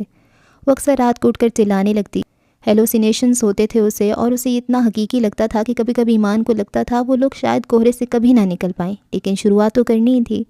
میزا کی طبیعت کا سن کر اس کی پھپھو ان سے ملنے آئی تھی۔ تمہیں پتہ ہے عبداللہ کو اماں نے کتنی منتوں مرادوں سے مانگا تھا؟ اماں نے دادا دربار کے چکر لگائے تھے، منتیں مانی تھیں، لیکن پوری ہونے کے بعد ابا جی نے کبھی اماں کو وہاں جانے نہیں دیا۔ ایسا کرو، تم ایک بار بچی کو لے کر حاضری لگاؤ، ہو نہ ہو یہ سب اسی وجہ سے ہو رہا ہے۔ پھپھو کی منہ سے ایسی باتیں سن کر ایمان ساکت رہ گئی۔ پھپھو تو چلی گئی اور اگلے دن سلمہ بیگم جو کبھی کسی درگاہ پر نہیں گئی تھی، وہ اب جانے کو تیار تھیں۔ آپ وہاں نہیں جائیں گی؟ ایمان ان کے سامنے کھڑی تھی۔ میں اپنی بچی کو ایسے نہیں دیکھ سکتی، منت مانی تھی، اسے پورا نہیں کیا، یہ سب اسی وجہ سے ہو رہا ہے۔ امی خدا کا خوف کریں۔ ایمان کا دل لرز اٹھا۔ یہ سب اللہ کے ہاتھ میں ہے، کیوں شرک کرنا چاہتی ہیں آپ؟ اللہ معاف کرے، میں کون سا سجدہ کرنے جا رہی ہوں، بس ایک بار جانا ہے۔ سلمہ بیگم خفا ہوئیں۔ یہ جس حاضرے کی بات آپ کہہ رہی ہیں یہ اللہ کے در پر دی جاتی ہے۔ اگر آپ کو لگتا ہے حمیزہ کو ایسا کوئی مسئلہ ہے تو روحانی علاج کروا سکتے ہیں، لیکن یہ گناہ میں آپ کو نہیں کرنے دوں گی۔ جانے دو مجھے، تم نہ جاؤ، مجھے جانے دو، بس ایک بار۔ سلمہ بیگم پکارتی رہ گئیں اور اس نے انہیں کمرے میں بند کر کے لاک کر دیا۔ آپ کی پکڑ نہیں ہوگی امی، کیونکہ آپ کو علم نہیں، لیکن اللہ مجھے پکڑ لے گا اور پوچھے گا تمہیں تو علم تھا، تم تو جانتی تھی، تم نے اپنی ماں کو کیوں جانے دیا؟ وہ کمرے کے دروازے کے باہر زمین پر بیٹھی تھی، دروازے سے ٹیک لگائے، دل تیزی سے دھڑک رہا تھا۔ اندر سلمیٰ بیگم اور حمیزہ تھیں۔ اسے کہیں سے تو شروعات کرنی ہی تھی نا، تو اپنے گھر سے کیوں نہیں؟ اللہ کی صفات میں کسی کو شریک کرنا بھی شرک ہے، اور وہ نہیں چاہتی تھی اس کی ماں انجانے میں ایسا کچھ کر جائے۔ معزز ہستیوں کا ادب اپنی جگہ، لیکن یہ مان لینا کہ ان کی وجہ سے ہم پر کوئی آفات آتی ہیں، یہ غلط تھا، شرک تھا، اور وہ یہ جانتی تھی۔ صبح سے شام اور پھر رات ہو گئی، وہ وہیں بیٹھی رہی۔ حمیزہ کو علاج کی ضرورت ہے اماں، اسے ڈاکٹر کی ضرورت ہے، ہم نے جو کچھ سہا ہے وہ ہمارے ذہنوں سے بہت اوپر تھا، ہم سہ نہیں پائے، اس لیے ایسا ہو رہا ہے۔ میں ان اندھیروں سے واقف ہوں اماں، ان اندھیروں سے ہمیں خود ہی نکلنا ہے۔ وہ کمرے کے باہر بیٹھی بول رہی تھی، جیسے اندر سلمیٰ بیگم اسے سن رہی ہو۔ اور پھر سلمیٰ بیگم نے اس کی بات مان لی، اب اسے ہی سب کچھ ٹھیک کرنا تھا، سب کچھ۔ وہ دروازے سے ٹیک لگائی یہ سوچ رہی تھی، اس نے پورا پلان بنایا۔ ایک دن میں اس کے پاس 24 گھنٹے تھے۔ اس نے سب سے پہلے حمیزہ کو تنہائی اور اکیلے پن سے نکالا جس کا وہ شکار رہی تھی۔ پڑھائی کا بہت پریشر تھا، اس نے 1 سال اسکپ کرنے کو کہا۔ وہ 8 گھنٹے آفس میں گزارتی اور پھر واپس آ کر حمیزہ کے ساتھ ایکٹیویٹیز کرتی، اس کے ساتھ ایکسرسائز کرتی، وہ اپنی دوائیاں وقت پر لے رہی تھی۔ وہ حمیزہ کو غور سے سنتی، سب کچھ جو وہ سوچتی تھی۔ اس نے اسے اپنے ڈیمن سے لڑنا سکھایا۔ جب تمہیں لگے تمہارے ڈیمنز تم پر حاوی ہو رہے ہیں، تم ورزش کرو، فزیکلی ایکٹیویٹی، خود کو فٹ بناؤ تاکہ ان سے لڑ سکو۔ اس نے میزو کو ہاتھ جبیل کے لیکچرز کھول کر دیے جس نے اس نے میزون کی ڈیمن والی پینٹنگ کو استعمال کیا تھا۔ دیکھو بڑے بڑے لوگ تمہیں جانتے ہیں، تمہاری پینٹنگز کو، اپنی انہی ڈیمنز کو استعمال کرو۔ ہمارے ذہن اور ہمارے جسم کو صحت مند رہنے کے لیے ایکسرسائز کی ضرورت پڑتی ہے۔ ضروری تو نہیں کہ جم جوائن کیا جائے، اگر آپ اپنے جسم کو حرکت میں رکھتے ہیں ایک مقررہ وقت تک تو دماغ اچھے سے کام کرتا ہے۔ وہ خود پر اور اس پر پوری توجہ دے رہی تھی۔ اس نے اپنی ڈائٹ پر فوکس کیا، وہ اپنی اسکن کے لیے اسپیشلسٹ سے ملی، پر اس سے زیادہ اس نے کھانے پر توجہ دی۔ جو ہم اندر لے کر جاتے ہیں وہ باہر نظر آتا ہے۔ وہ اب سلمیٰ بیگم اور میزو کو لے کر پارک میں جاتی، 1 گھنٹہ واک کرواتی، تازہ ہوا لیتی۔ کئی دفعہ جب حمیزہ کی حالت بگڑ جاتی تو اس کی ہمت ٹوٹنے لگتی تھی، وہ تھک جاتی اور کبھی کبھی رونے لگتی۔ اکیلے پن کا احساس شدت سے ہوتا تھا۔ ارمان آتا جاتا رہتا تھا، لیکن ایمان کی اس سے زیادہ بے تکلفی نہیں تھی۔ وہ ہر ویکنڈ پر آتا تھا، وہ پڑھ رہا تھا اور اسکالرشپ کے لیے زیادہ محنت کر رہا تھا۔ وہ اپنی طرف سے کوشش کرتا تھا کہ حمیزہ کو نارمل زندگی کی طرف لایا جائے۔ ایمان سے بس تھوڑی بہت بات ہوتی تھی، سلمیٰ بیگم سے فون پر روز ہی بات کر لیتا تھا۔ ایمان کسی مرد پر اتنی جلدی بھروسہ نہیں کرنا چاہتی تھی۔ 4 مہینے گزر گئے تھے، اس کی اپنی حالت کافی حد تک سدھر چکی تھی، اس کے چہرے پر رونق واپس آ رہی تھی اور اس کی وجہ محنت تھی۔ وہ جسمانی ورزش تھی جو سٹریس کو مینیج کرتی تھی۔ آخر کہاں کمی آ رہی ہے؟ وہ صحن میں ٹہلتے سوچ رہی تھی، کیونکہ حمیزہ ابھی پوری طرح ٹھیک نہیں ہوئی تھی، اور پھر اسے اچانک احساس ہوا، روح کی بھی تو غذا ہوتی ہے نا۔ وہ ساری غذاؤں پر دھیان دے رہی تھی، تو یہ کیوں نہیں؟ اور پھر اسے سمجھ آ گیا تھا اسے کیا کرنا تھا۔ کچھ لوگ بہت عجیب ہوتے ہیں اور کچھ عجیب تر۔ وہ جب تک پاکستان میں رہا جبیل خاندان کے لیے کوئی نہ کوئی مسئلہ بنتا ہی رہا۔ میں چاہتی ہوں تم اب شادی کر لو ادھم، ماہی نے اس کے بالوں میں ہاتھ پھیرتے کہا۔ کم آن موم، مجھ سے کون شادی کرے گا؟ وہ مضحکہ خیز انداز میں بولا، یوں جیسے اپنا ہی مذاق اڑا رہا ہو۔ جب ایمان نے ریجیکٹ کر دیا تھا تو پھر باقی کون لڑکی اسے شادی پر مانتی؟ تم ہاں تو کرو۔ آپ کیوں کسی لڑکی کی زندگی برباد کرنا چاہتی ہیں؟ سب ٹھیک بھی تو ہو سکتا ہے، وہ امید سے بولی۔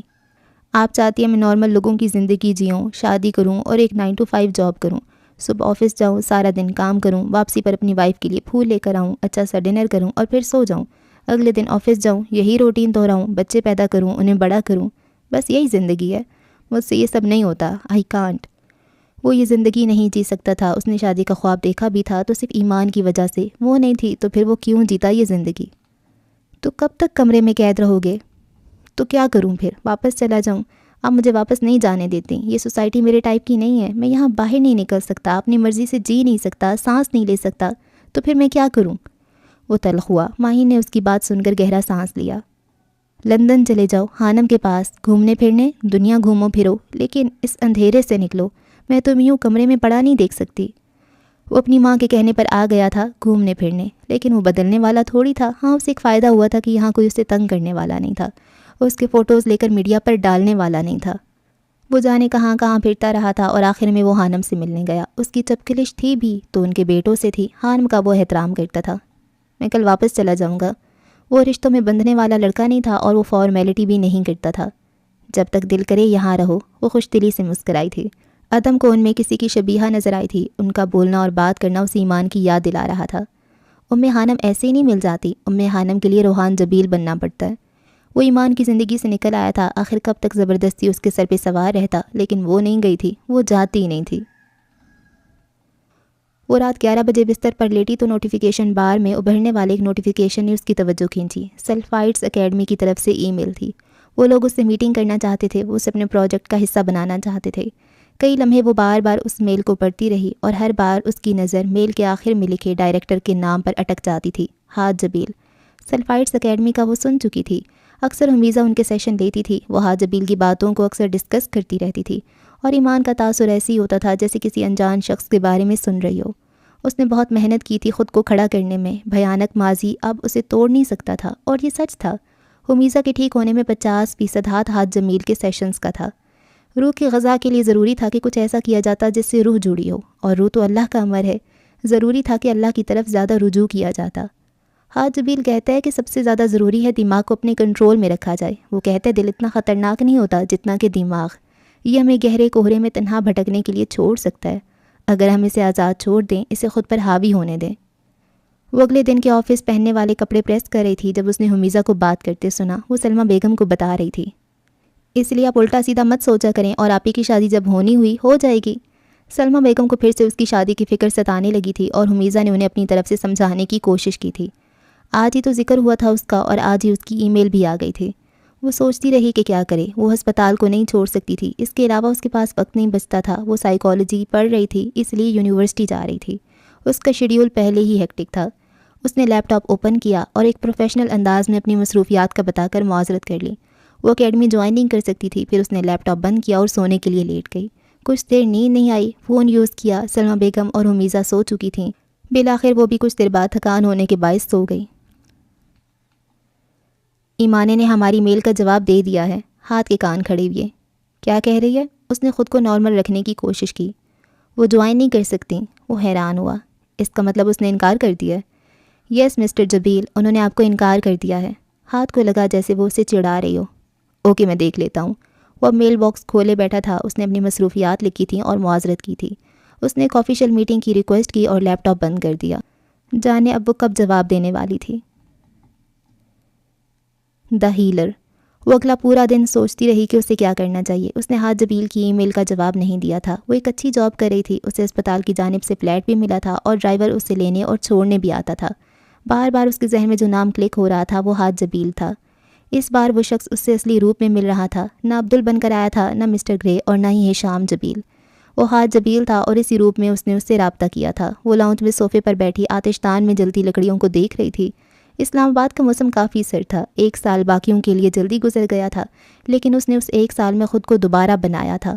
وہ نہ کوئی ڈاکٹر تھی، نہ سائیکالوجسٹ اور نہ ہی سائیکیٹرسٹ۔ وہ تو بس لوگوں کو سمجھنے کی خاطر یونیورسٹی سے سائیکالوجی کا ایک ڈپلومہ کر رہی تھی تاکہ زیادہ اچھے سے لوگوں کو سمجھ سکے۔ ہسپتال والوں نے اسے ایک نام دیا تھا، ایک انوکھا نام، ہیلر، دا ہیلر۔ اسے آج بھی وہ دن یاد تھا جب اسے اسپتال سے گئے پورے 10 مہینے ہو گئے تھے۔ ان 10 مہینوں میں اس نے خود کو کھڑا کر لیا تھا۔ وہ جاب کر رہی تھی، حمیزہ کی حالت بھی اب ٹھیک تھی۔ اچانک اسے اسپتال سے فون آیا تھا۔ وہ اس کا ایک رینڈم چیک اپ کرنا چاہتے تھے۔ وہ اکیلی مریضہ تھی جس نے سب سے پہلے ریکور کیا تھا، اور اتنے کم عرصے میں وہ بالکل نارمل ہو کر دوبارہ جاب کر رہی تھی۔ وہ اسے چیک اپ کے لیے بلا رہے تھے، شاید کچھ ضروری باتیں بھی کرنی ہوں۔ وہ ایک پل کے لیے ڈر گئی تھی، گھبرا گئی تھی، پاگل خانے دوبارہ نہیں جانا چاہتی تھی۔ وہ انکار کر دینا چاہتی تھی، لیکن پھر اسے اپنی ہی بات یاد آئی جو وہ حمیزہ سے کہتی تھی، یوز یور ڈیمنز، اپنے ڈیمنز کو اپنے فائدے کے لیے استعمال کرو۔ اور یہ خوف ہی تو اس کا ڈیمن تھا۔ وہ ہمیشہ سے پاگل ہونے سے ڈرتی تھی، اور اس کے ڈیمن اس پر حاوی ہوئے تھے۔ وہ پاگل بھی ہوئی تھی، پر اب نہیں۔ اس نے گہرا سانس لیا اور خود کو تیار کر لیا۔ وہ اسپتال لازمی جائے گی۔ اس نے ان اندھیروں کو دیکھا تھا، تو کیوں نہ اب ان اندھیروں کو استعمال کیا جاتا۔ وہ اسپتال کے اونر کے سامنے بیٹھی تھی۔ وہ ایک ماہر نفسیات تھا جس نے کئی ملکوں کے دورے کیے تھے، کئی تجربے کیے تھے۔ اس سے 40 سال کا تجربہ تھا، اور پھر انہوں نے سوچ سمجھ کر اسے اسپتال کی بنیاد رکھی تھی، اور یہاں علاج بھی روایتی طریقوں سے ہٹ کر کیا جاتا تھا۔ کنگریچولیشنز، آپ یہاں سے ٹھیک ہو کر جانے والی سب سے پہلی مریضہ ہیں جس نے اتنی جلدی ریکور کیا تھا، اور جو ایک نارمل لائف جی رہی ہے۔ وہ خوشگوار لہجے میں کہہ رہے تھے۔ ایمان نے اس کی بات سن کر انہیں یوں دیکھا جیسے اس نے کچھ غلط کہہ دیا ہو۔ Normal life? آپ کے نزدیک نارمل لائف کسے کہتے ہیں ڈاکٹر صاحب؟ جب آپ روٹین کے سارے کام کرتے ہوں اور ایک اچھی زندگی گزارتے ہوں۔ وہ ان کی بات سن کر ہنس تھی۔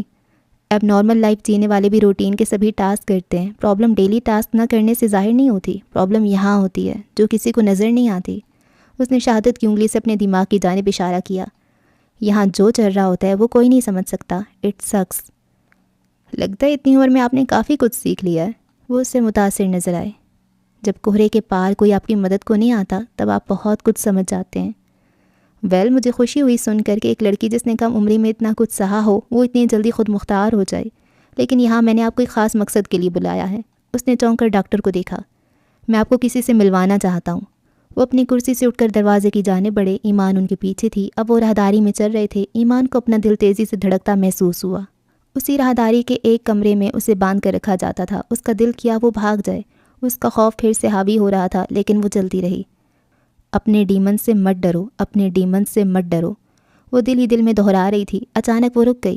سامنے ہی وہ کمرہ تھا جہاں اس نے اپنی زندگی کے 6 ماہ گزارے تھے، اکیلے کوہرے کے پار. اس کا دل ڈوب کر ابھرا. گلاس ونڈو سے کمرے کا منظر نظر آ رہا تھا. اندر ایک لڑکی تھی. اس نے ڈاکٹر کی طرف سوالیہ نظروں سے دیکھا. میں چاہتا ہوں آپ ان سے بات کریں. ان کی نظروں میں التجا تھی. کمرے کا دروازہ بٹن دبانے کے باعث کھل گیا. وہ دھڑکتے دل کے ساتھ کھڑی تھی. اس دروازے کے پار کوہرا تھا جہاں سے وہ نکل آئی تھی. تو اسے وہاں کیوں جانا تھا؟ تم نے کوہرے کے اس پار کی دنیا دیکھی ہے نا؟ ہاں تم نے دیکھی ہے. میں پچھلے 15 سالوں سے کوہرے کے اس پار اکیلی تھی، قید تھی. کوئی میری مدد کو نہیں آیا. ایمان رابرٹ کی باتیں چاروں جانب گردش کر رہی تھیں. اس نے گھبرا کر آس پاس دیکھا. میری اپنی بیٹی مجھ سے نفرت کرتی تھی اور پھر میں اس کوہرے میں کہیں گم ہو گئی جس کے پار گہرا اندھیرا تھا. کوئی نہیں آیا اور پھر تم آئی ایمان. تو کیا یہ کسی مقصد کے تحت ہوا تھا؟ اس کا کوہرے میں قید ہونا، اندھیروں کو دیکھنا، اس کا پاگل ہونا. خدایا، بہت سارے سوال ارد گرد گردش کرنے لگے تھے. اسے اپنے دل دھڑکنے کی آواز صاف سنائی دے رہی تھی. کیا قدرت اسے کوئی پیغام دے رہی تھی، کوئی اشارہ کر رہی تھی، یا اسے یہاں تک لا کر اشارہ دیا گیا تھا؟ کیا یہ سب پہلے سے طے تھا؟ کمرے کی دیواروں کا رنگ سبز تھا، پیڑ پتوں جیسا. سبز رنگ آنکھوں کو ٹھنڈک بخشتا ہے کیونکہ یہ نیچر کا رنگ ہے. سامنے ایک بیڈ تھا اور ایک لڑکی کرسی پر بیٹھی تھی. دروازے کی جانب اس کی پشت تھی. وہ دیوار سے لگی کچھ بنا رہی تھی. شاید وہ دیوار پر اسکیچنگ کر رہی تھی. کیا یہ اس کا مقصد تھا؟ ایک اور مقصد، کوہرے کے پار بھٹکتے لوگوں کی مدد کرنا، ہاتھ بڑھا کر انہیں وہاں سے نکالنا. اس نے گہرا سانس لیا اور قدم بڑھا کر کمرے میں داخل ہو گئی. پیچھے دروازہ بند ہو چکا تھا. آپی وہ جانے کہاں کھوئی ہوئی تھی جب میزو نے اسے کندھے سے پکڑ کر ہلایا. وہ چونک کر سیدھی ہوئی. یہ پارسل آیا آپ کے لیے. اس نے میز پر رکھے بڑے سے باکس کی جانب اشارہ کیا. ایمان نے حیرت سے باکس کو دیکھا. کون دے کر گیا ہے؟ وہ حیرانی سے پوچھنے لگی. آف کورس ایک رائڈر. لیکن میں نے تو کچھ نہیں منگوایا. وہ اب الجھی اور اس باکس کو دیکھنے لگی. اس باکس پر آپ کا ہی نام لکھا ہے.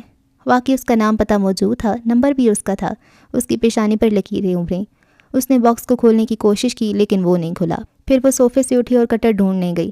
میزو دوبارہ سلمہ بیگم کے پاس کچن میں چلی گئی تھی. رات کے کھانے کی خوشبو لاؤنج تک آ رہی تھی. اس نے باکس کو کھولنا شروع کیا. اندر ایک بڑی پینٹنگ تھی اور ایک کارڈ تھا جس پر کچھ لکھا تھا. اس نے جیسے ہی کارڈ کھولا تو وہ بے ساختہ پڑتی گئی. کیا تم نے اس لڑکی کو دیکھا؟ وہ جس کے کوٹ کے پیچھے بڑا سا اینجل لکھا تھا، جس کے چھاتے پر دا سلفائٹ لکھا تھا، جس کے بیگ پر آر جے نام کا ایک ٹیڈی بیئر لٹکا تھا، وہ جس کی بائیں بوٹ کی بائیں جانب دا مون لکھا تھا، وہ جس نے آر جے برانڈ کی بریسلیٹ پہن رکھی تھی، وہ جس کے ہاتھ میں ایک شاپنگ بیگ تھا اور اس پر بروکن اینجل لکھا تھا، وہ جس کے موبائل کا کور سیاہ تھا اور اس پر ڈونٹ ٹچ مائی فون برومائڈز لکھا تھا، وہ لڑکی جو کالم لکھتی تھی. کیا کسی نے ایمان بنت عبداللہ کو دیکھا ہے؟ میں عبدالجبیل اسے برسوں سے ڈھونڈ رہا ہوں. آخری لائن پڑھتے ہی کارڈ اس کے ہاتھ سے چھوٹ کر نیچے گر گیا. وہ ساکت بیٹھی رہ گئی. وہ زیر لب بڑبڑائی. کتنی بار اس کا خیال آیا تھا اسے یہ ساری چیزیں دینے والا بھی عبدل ہی تھا. وہ اکثر سوچتی تھی کہ سب آگے بڑھ گئے ہوں گے. ماضی اسے بھولا تو نہیں تھا، اسے یاد تو سب تھا، پر اسے لگتا تھا سب اپنی زندگی جی رہے ہوں گے، سب موو آن کر گئے ہوں گے، جیسے وہ ایک نئی زندگی جی رہی تھی. عبدل کتنا ظالم تھا وہ. اس کا خیال آیا بھی تو کب؟ اب کیوں آیا تھا؟ ماضی سے جڑا وہ واحد شخص جس کا خیال اس کی آنکھوں میں نمی لے آیا تھا، وہ واحد شخص جس نے ہاتھ کو اس لیے مارا تھا کہ اس نے ایمانے کو تکلیف دی تھی. وہ پل کے جھپک کر اپنے آنسوؤں کو پیچھے دھکیلنے کی کوشش کرنے لگی. تم بہت ظالم ہو، اس نے کارڈ اٹھا کر اسے دیکھتے کہا. بڑی سی پینٹنگ میز پر رکھی تھی اور اس پر کور چڑھا ہوا تھا. واؤ، یہ کس نے بھیجا؟ حمیزہ نے کارڈ اٹھاتے پوچھا، جانے وہ کب وہاں پہنچ گئی تھی. اوہ مائی گاڈ آپی، یہ وہی سنگر ہے، Abdul the rock star, Abdul the fallen angel, آپ کا یونی میٹ. ایمان نے اسے بہت کچھ شیئر کیا تھا اور بہت کچھ چھپایا بھی تھا. پتہ ہے لوگ اسے فالن اینجل کے نام سے جانتے ہیں. فالن اینجل دا راک اسٹار. بہت اچھا گاتا ہے. وہ عبدل کی فین لگتی تھی. جلدی کھولے نا پینٹنگ. وہ اب دونوں کور اتار رہی تھیں. اتارنے کے بعد انہوں نے پینٹنگ کو میز پر رکھ دیا. یہ ایک بڑا سا پورٹریٹ تھا. عجیب سی تصویر تھی. ایک بیبی کارڈ تھا جس میں چھوٹی سی بچی لیٹی تھی اور کارڈ کے دونوں جانب 2 بچے کھڑے تھے. She is mine. No she is mine. وہ بچی کے لیے لڑ رہے تھے اور کارڈ میں لیٹی بچی کے سر پہ نام لکھا تھا ایما نے. یہ بھلا کیا ہے؟ وہ دونوں اس پورٹریٹ کو دیکھنے لگیں. کچھ سمجھ میں نہ آیا. آ جاؤ کھانا لگ گیا ہے. سلمہ بیگم انہیں بلانے آئیں تو دونوں کو میز پہ جھکے دے کر ان کی جانب بڑھیں. امی آپ ہی کو کسی نے یہ پورٹریٹ بھیجا ہے لیکن سمجھ میں نہیں آتا اس کا مطلب کیا ہے. سلمہ بیگم نے غور سے اس پورٹریٹ کو دیکھا اور پھر جیسے ایک دھماکہ سا ہوا. یہ تصویر. وہ تیزی سے میز کی جانب بڑھیں. یہ تو وہی بچے ہیں. وہ اب حیرانی سے اسے دیکھ رہی تھیں. کون ہے یہ؟ ایمان نے حیرت سے پوچھا. یہ بچی تم ہو ایمان، اور یہ دونوں بچے جڑواں تھے. اپنے کزن سے ملنے آئے تھے. یہ تمہارے لیے آپس میں لڑے تھے. اور پھر سلمہ بیگم نے پورا واقعہ سنا دیا. ایمان خاموش بیٹھی تھی. وہ حیران بھی تھی اور پریشان بھی. ایمان کا خیال رکھیے گا، یہ بہت خاص ہے، میری موم کی طرح. ان میں سے ایک بچے نے کہا تھا اور پھر دوبارہ کبھی میں نے انہیں نہیں دیکھا. وہ پورا قصہ سنا کر چلی گئیں اور ایمان خاموشی سے پورٹریٹ کو گھورتی رہی. تم سب جانتے تھے. تم جانتے تھے میں ایمانے ہوں، پھر بھی تم نے مجھ سے جھوٹ بولا. اس نے تصور میں عبدل سے شکوہ کیا اور پھر دونوں چیزیں اٹھا کر اپنی الماری میں رکھ دیں. وہ صوفے پر بیٹھا کتاب پڑھ رہا تھا جب کوئی دبے پاؤں آیا اور پیچھے سے اس کی آنکھوں پر ہاتھ رکھ دیا. وہ کچھ نہ بولا لیکن تھوڑا حیران ہوا. یہاں ایسا کوئی نہیں تھا جو اس سے اتنا فرینک تھا. حانم ایک ملازمہ کے ساتھ رہتی تھی. وہ 6 مہینے باہر گزارنے کے بعد اس سے ملنے آیا تھا. وہ جو کہ اس کی خالہ بھی تھی اور چچی بھی. ہاتھ اور عبدل دونوں میں سے کوئی یہاں نہیں تھا. گیس کریں. اس کے کان کے قریب سرگوشی ابھری. سوری میں نہیں جانتا، وہ بول پڑا اور کسی نے جھٹکے سے اپنے ہاتھ ہٹائے. اس نے پلٹ کر دیکھا تو کچھ فاصلے پر ایک خوبصورت سی لڑکی کھڑی تھی. اس نے سفید اوور آل پہنا ہوا تھا. ہائے. وہ مسکرایا. آپ کون ہیں؟ آنی کدھر ہیں؟ وہ گھبرا گئی تھی. آنی آنی. وہ انہیں آوازیں دینے لگی. وہ مارکیٹ گئی ہیں. وہ اسے چلاتے دیکھ کر فوراً بولا. میں ادھم ہوں، ادھم جبیل. وہ اٹھ کھڑا ہوا. لڑکی نے حیرت سے آنکھیں پھاڑ کر اسے دیکھا. واٹ؟ وہ سیوں تکتا پا کر فوراً بولا. آپ ادھم ہیں؟ ادھم جبیل، ماہین آنی کا بیٹا جو گھر چھوڑ کر چلا گیا تھا؟ شاید وہ اس کے نام سے واقف تھی. ہاں میں ہی ہوں ادھم. اس نے کندھے اچکا کر کہا اور جھک کر صوفے سے کتاب اٹھائی. سوری مجھے لگا ہاتھ بھائی ہیں، وہی آتے ہیں یہاں. وہ اب شرمندہ تھی. It's okay. وہ نرمی سے بولا اور دوبارہ اپنی کتاب کی طرف متوجہ ہو گیا. اسے یہاں آئے ہوئے 2 ہی دن ہوئے تھے. جہاں تک اس کے علم میں تھا حانم اور روحان کی کوئی بیٹی نہیں تھی. تو پھر یہ کون تھی؟ وہ تھوڑا الجھا لیکن پھر سے کتاب کی جانب متوجہ ہو گیا. میں منہا ہوں، منہا حارث، ماہم کی بیٹی. آپ سے میرا ڈبل رشتہ ہے لیکن پہلی بار آپ سے مل رہی ہوں. وہ اب صوفے پر آ کر بیٹھ گئی تھی. منہا دراصل حانم کی چھوٹی بہن ماہم اور حارث کی بیٹی تھی. وہ ایک ڈرماٹولوجسٹ تھی اور کسی ورک شاپ کے سلسلے میں لندن آئی تھی. پچھلے 2 دنوں سے وہ شہر سے باہر گئی تھی. آج ہی واپس آئی تھی. دائمہ اور وہ دونوں بیسٹ فرینڈز تھیں. دائمہ سے وہ ادھم کا سن چکی تھی لیکن بچپن میں اسے دیکھا تھا. آج جب سالوں بعد دیکھا تو پہچانا ہی نہیں. میں خود بہت سارے رشتہ داروں سے پہلی بار مل رہا ہوں. اس نے کتاب سے نظریں نہیں ہٹائیں. وہ اپنے ننھیال کی فیملی سے کافی دور تھا. کبھی آنا جانا ہوا ہی نہیں. میں نے بہت کم مردوں کو کتابیں پڑھتے دیکھا ہے. وہ اسے دیکھ رہی تھی. اسے اچھا لگ رہا تھا.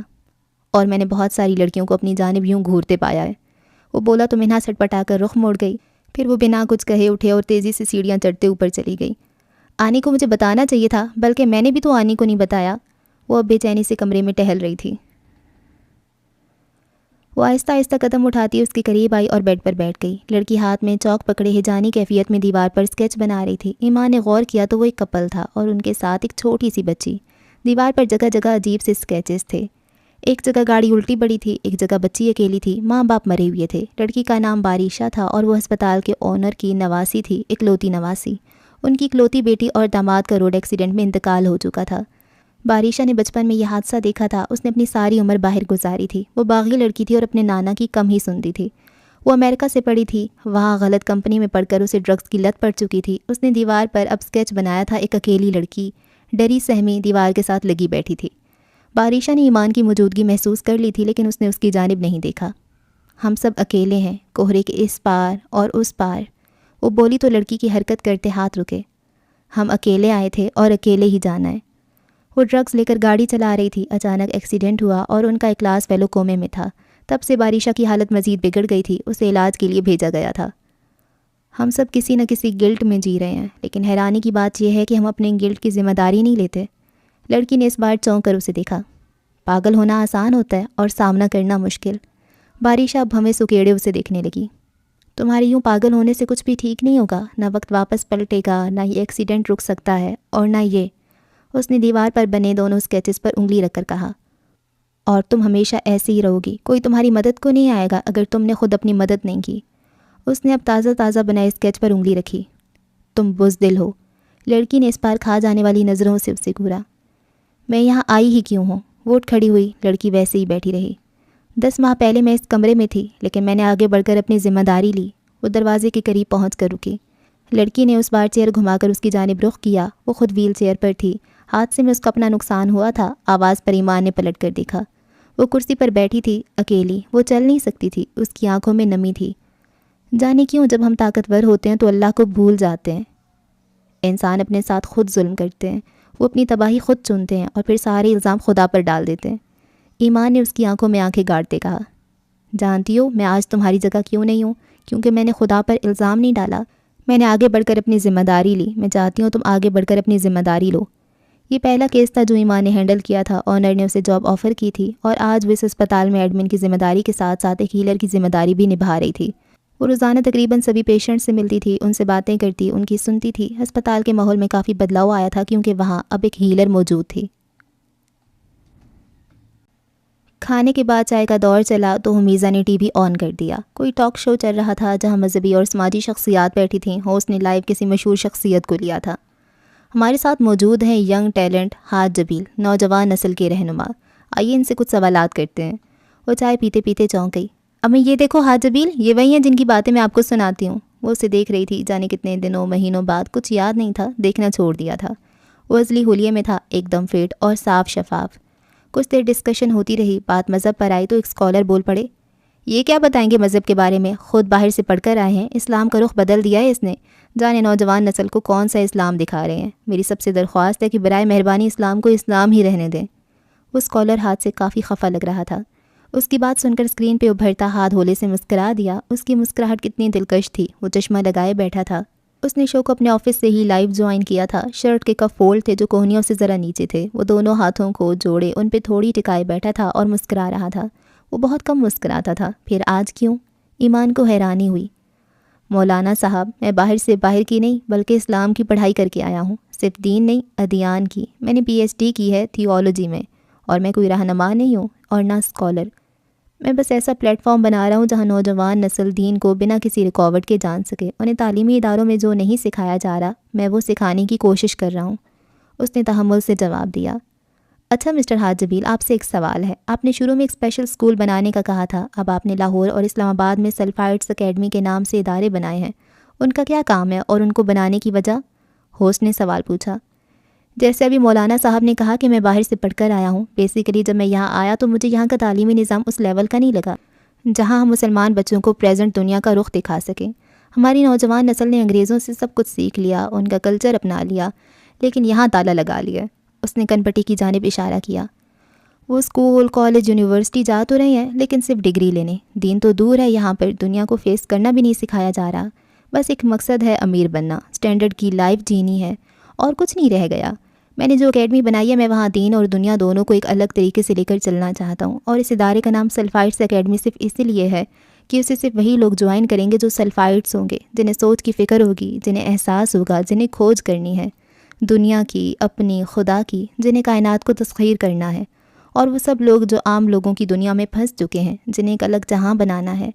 میں سب کو دعوت دیتا ہوں، آپ اسے جوائن کر سکتے ہیں۔ اپنے اسکول، کالج اور یونیورسٹی کے بعد آپ یہاں آ سکتے ہیں۔ یہ آپ کے لیے ہے اگر آپ سلفائٹ ہیں۔ وہ کیمرے پر نظریں گاڑے ہوئے تھا، اس کی گرے آنکھوں میں انوکھی چمک تھی۔ ایمان کو اپنا دل تیزی سے دھڑکتا محسوس ہوا، جیسے وہ اسے ہی بلا رہا ہو، جیسے اسے ہی پیغام دیا جا رہا ہو۔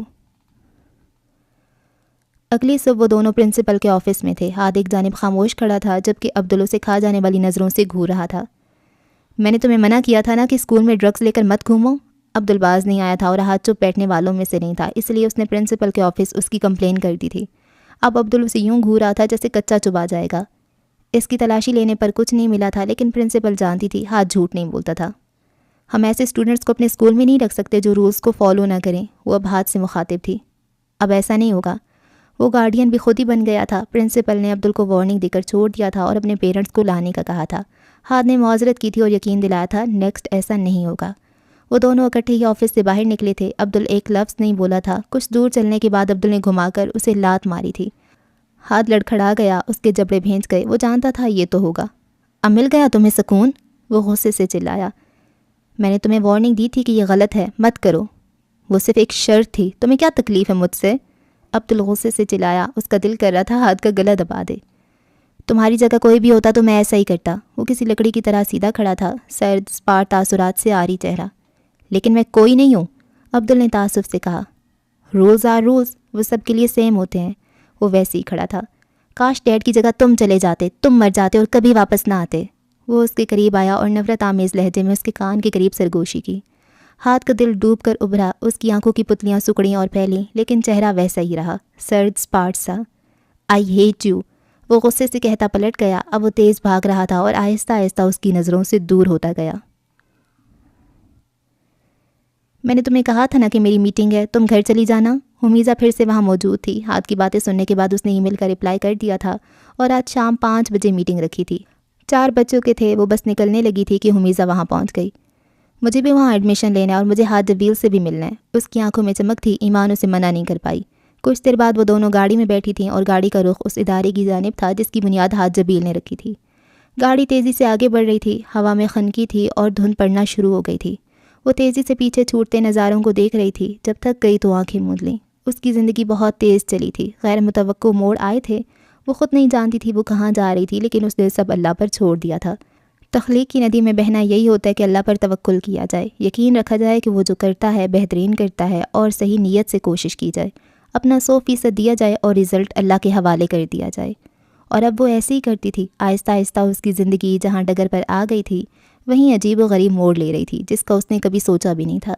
وہ کبھی کبھی لوگوں کے دلوں میں اپنے لیے عزت دیکھ کر ڈر جاتی تھی۔ اللہ نے لوگوں کے دلوں میں جانے اس کا کیا مقام ڈال دیا تھا۔ ڈاکٹر الوی ایک جانا مانا ماہر نفسیات تھا اور جس ہسپتال میں وہ کام کرتی تھی اس کے مالک کا دوست بھی تھا۔ وہ ہفتے میں ایک بار وہاں سیشن لینے جاتی تھی جہاں خاص طور پر لڑکیاں تھیراپی کے لیے آتی تھیں۔ وہ سب اسے کسی دوسری دنیا سے آئی مخلوق سمجھنے لگے تھے۔ وہ کہتے تھے وہ اس کے الفاظ مرہم کا کام کرتے ہیں، تبھی اس کو ہیلر کا نام دیا گیا تھا۔ ہسپتال کا پورا عملہ اسے عزت کی نگاہ سے دیکھتا تھا۔ کیا ہوا تھا اگر اسے اس کی چاہت نہیں ملی تھی؟ کیا ہوا اگر اسے ماسیل دبت ساز نے پیسے لے کر محبت کرنے والی لڑکی کہا تھا؟ کیا ہوا اگر اسے طلاق ہو گئی تھی؟ اور کیا ہوا تھا اگر اس کی ماں نے اسے بے ایمان کہا تھا؟ کیا ہوا تھا اگر وہ پاگل ہو گئی تھی؟ کیا ہوا تھا اگر یہ سب ہوا تھا؟ اس سب کے بدلے میں جو اسے ملا تھا وہ 100 گنا زیادہ تھا۔ وہ ایک اچھے اپارٹمنٹ میں رہ رہی تھی، ماں کا خیال رکھ رہی تھی، اپنا کما رہی تھی، ایک اچھی زندگی گزار رہی تھی، اور سب سے بڑھ کر اسے ہیلر کہا گیا تھا۔ وہ لوگوں کے زخم بھرتی تھی، وہ انہیں کوہروں سے کھینچ لانے کا ہنر رکھتی تھی، اور ایسا اس لیے ہوا تھا کہ اس نے ہمت نہیں ہاری تھی، اس نے آگے بڑھ کر ذمہ داری لی تھی۔ بس انسان کو یاد رکھنا چاہیے کہ اگر خدا اس کو آزما رہا ہے تو ضرور کچھ نہ کچھ عطا کرنا ہوگا، کیونکہ یہ دنیا کسی کہانی سے کم نہیں ہے، اور مشکل رول بڑے کرداروں کو ہی ملتے ہیں۔ جتنا بڑا کردار ہوگا اتنا ہی مشکل اس کا رول ہوگا۔